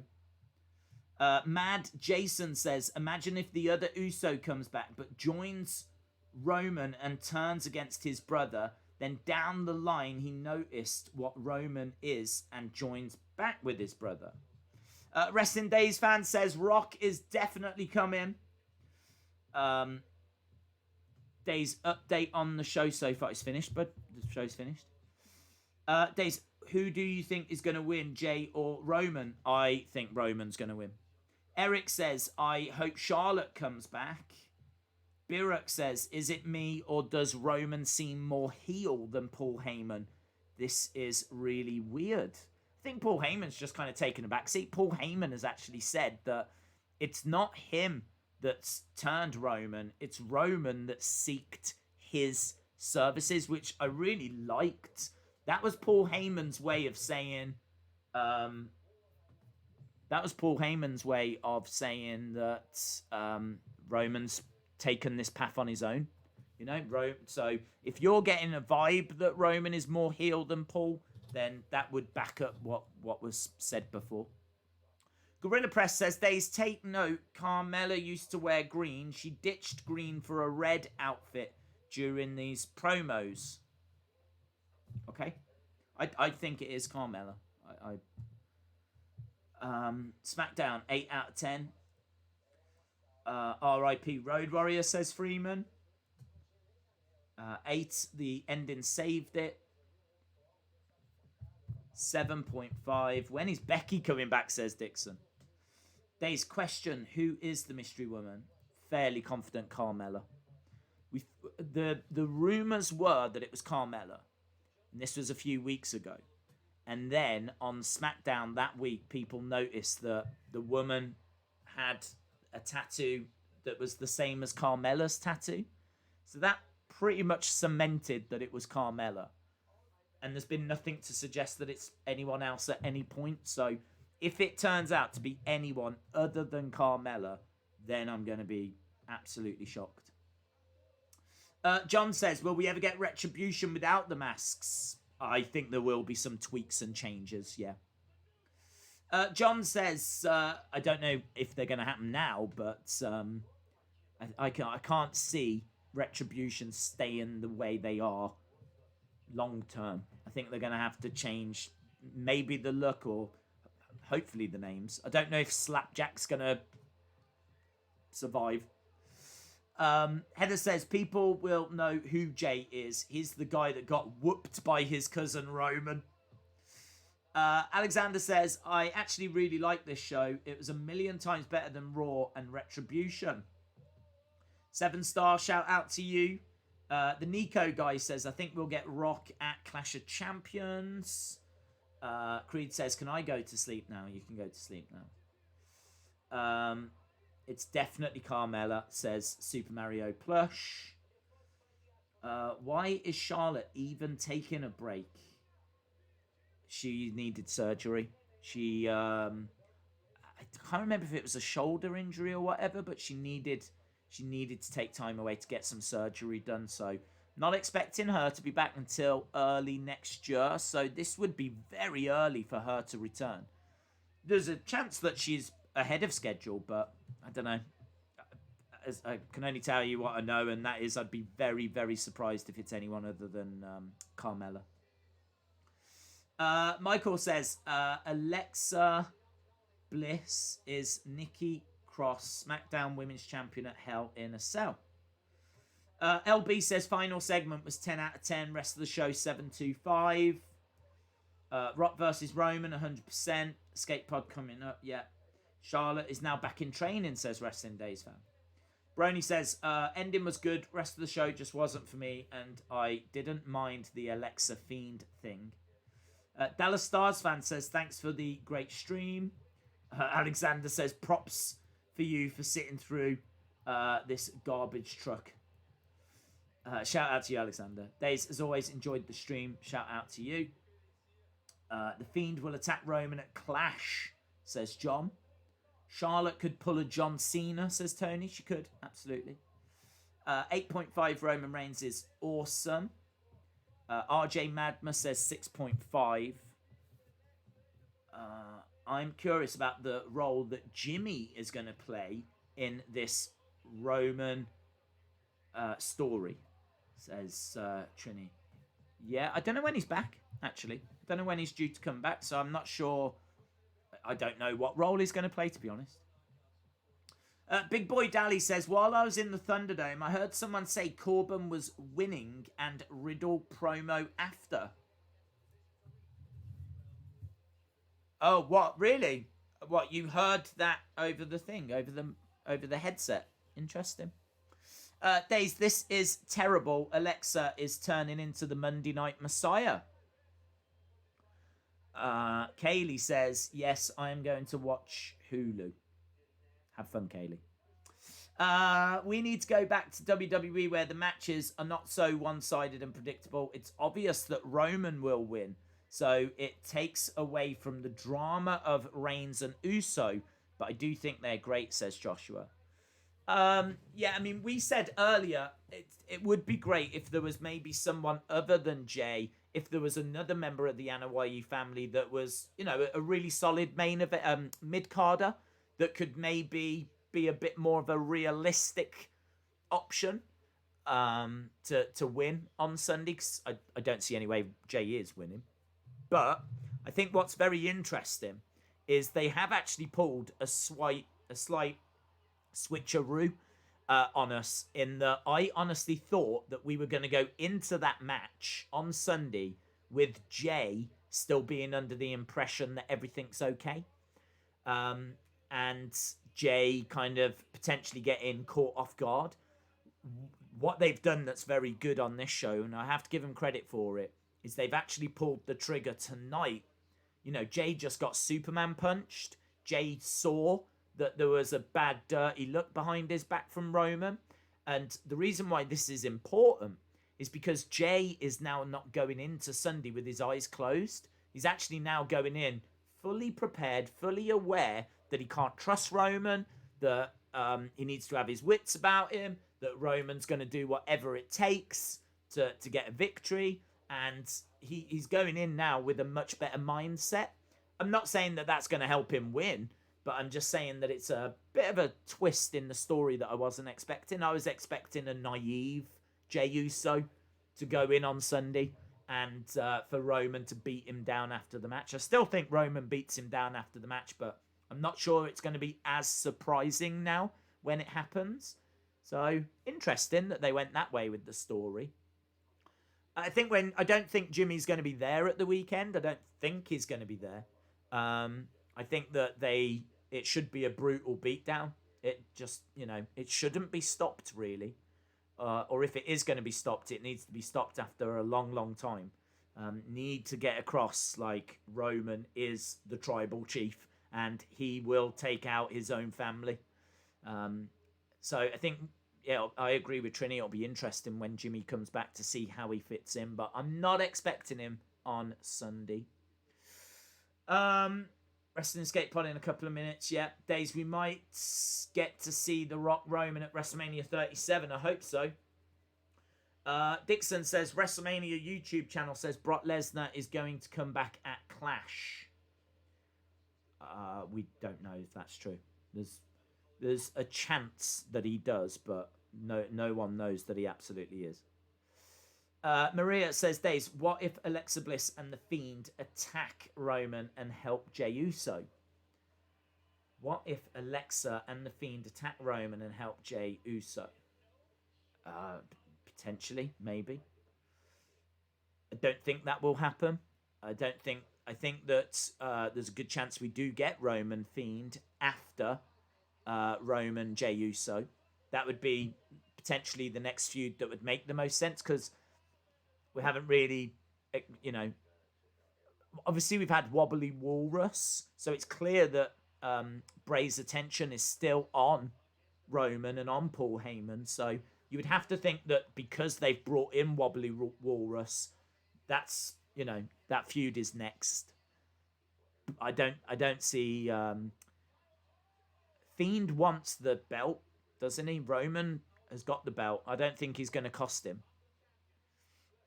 I would love to see The Rock, but I'm not sure that it's going to happen. Isn't Black Adam supposed to be released next year? I doubt The Rock would want to risk getting injured when he's got movies to shoot, says DMac07. Yeah, I mean, I do agree. I think that they would. I think they would do it. I think he would do it for Roman. I think Roman is the only wrestler that The Rock would potentially put himself in harm's way for. Right, let's go in and do the score. I'm going to say that this was a... Oh, man. I'm going to give this a 4.5. And I really feel like I've been very generous there. I think any show for me, any show where I'm sitting here and I'm struggling to get through it. I mean, there was times during that show that we saw tonight where I was like, we can get through this. Come on, guys, we can do this. And I wasn't even joking. Like, I straight up was being serious. We can get through this. We can help each other get through. Because the matches didn't matter. They were all just to build hype for the weekend. But that doesn't even work for me. They don't actually build hype. They don't actually, like, make me more excited for the weekend. So they're kind of a little bit redundant. If anything, they actively do damage. Because I don't want to see AJ, Jeff Hardy, and Sami Zayn in a triple threat on tonight. I want to wait for Sunday. I want to be excited for Sunday. The promo that they did before was perfect. Was fine. It didn't need the match after it. I would have much preferred it if we'd have got something completely different and we didn't have the match that followed. And the same with Gran Metalik and Shinsuke. I just didn't need that. So there was quite a bit on this show that it was just redundant. And, you know, we were all, I say all, because certainly those in the chat that were typing away seemed to be struggling as well. I think any show where that's going to be the case, you're always going down into the lower numbers. I agree that the ending saved it for me. That Rome and Jey Uso thing was... I wouldn't have changed a single thing about it. I thought it was absolutely brilliant. So, yeah, for me, that really did push up the score. But outside of that, I'm struggling. I'm struggling to say what was positive on this show for me. A couple more minutes, and then I am going to shoot off because we do have a Wrestling Escape Pod that's started up. But I wanted to make sure I definitely got my score out there, of course. Chalmers says 4.5. I thought my 5.75 was harsh. I honestly, I think it's the worst show I've seen this week. I know a lot of people will say Raw, but I still stand by the fact that if I had to watch a show again, I would watch Raw. I would be... My favourite segment might be the ending of Smackdown. But if I was to watch a show again, I'd probably watch Raw, because even though it was terrible, and I agree, it was terrible, it was so outlandish. It was so out there. They just threw a load of stuff at the wall. There was so much that went on that were like talking points. There was so much that you wanted to talk about. I don't remember at any point in those 3 hours being like, oh, when is this going to end? When is this going to end? So they managed to keep me entertained for 3 hours on Raw. Granted, with wackiness, nonsensical booking, but I was entertained. But they couldn't do it for a 2-hour Smackdown.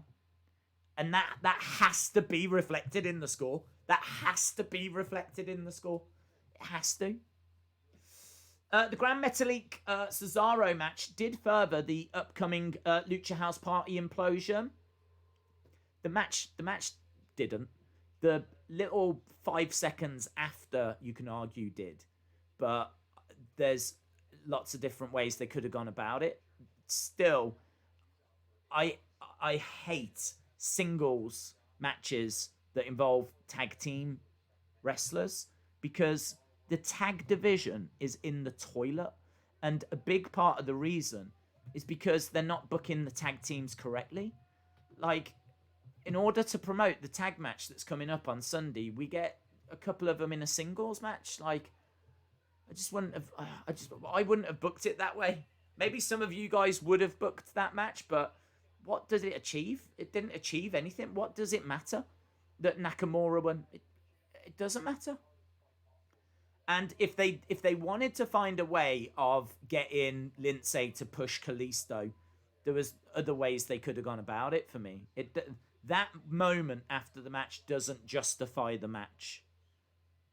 And I think they could have come up with something a bit more creative. Raphael says, I'll give the show a 7.25, but now it's time for Clash of Champions this Sunday. Do you want to talk about it on Twitter before the pay-per-view? I'm doubt I'll be on Twitter, buddy, to be honest. I might be on there, like, briefly, but we've got a massive UFC stream tomorrow, so I don't even know what time I'll be up on Sunday.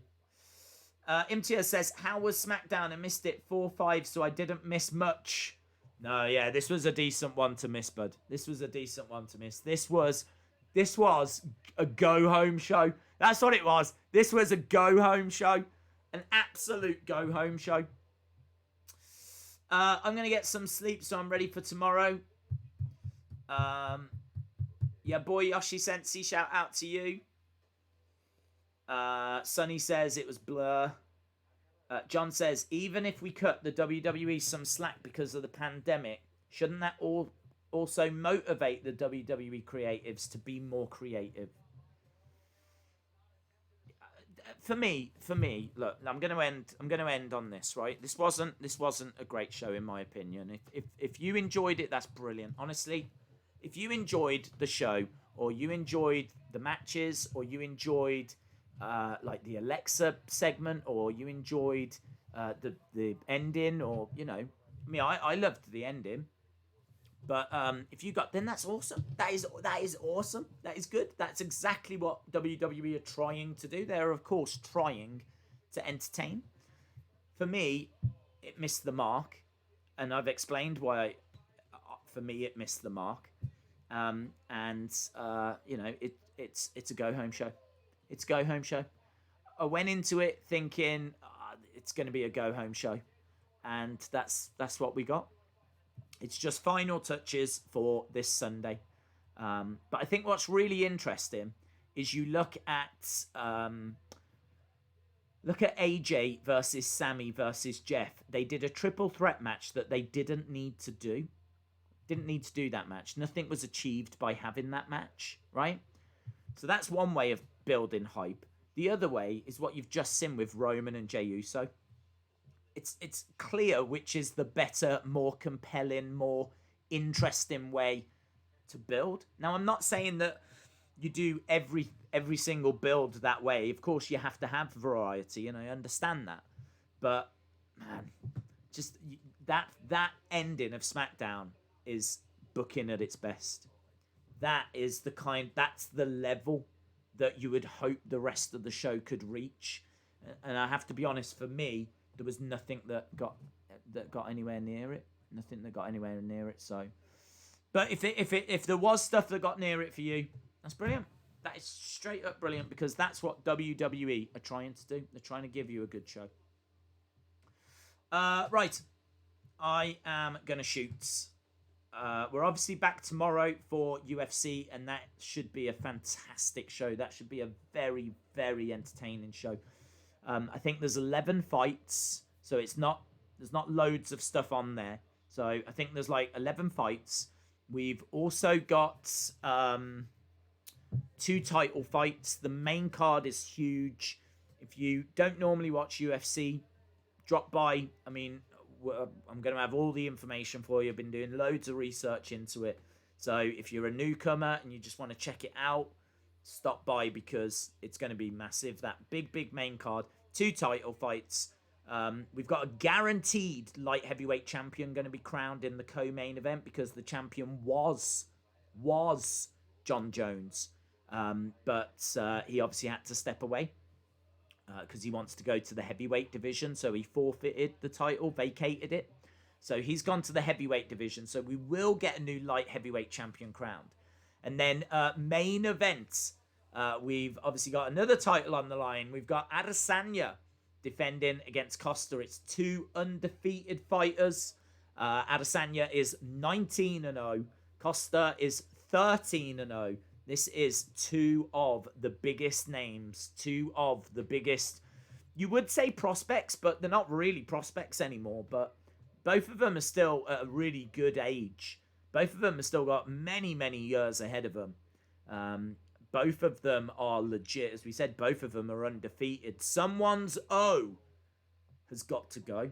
Tomorrow is huge. Absolutely huge. So really excited for it. So hopefully, if you're around, join us for it. I think we'll be starting at about 6 Eastern, 11 UK time, but it could be could be even earlier than that. So watch this space.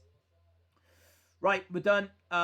Thank you to everyone that joined us. Really, and I genuinely mean that, because I struggled with this show and you guys helped me get through it. So I really do appreciate the support. Thank you to everyone that did join us, and hopefully I'll see you again next time. Bye for now.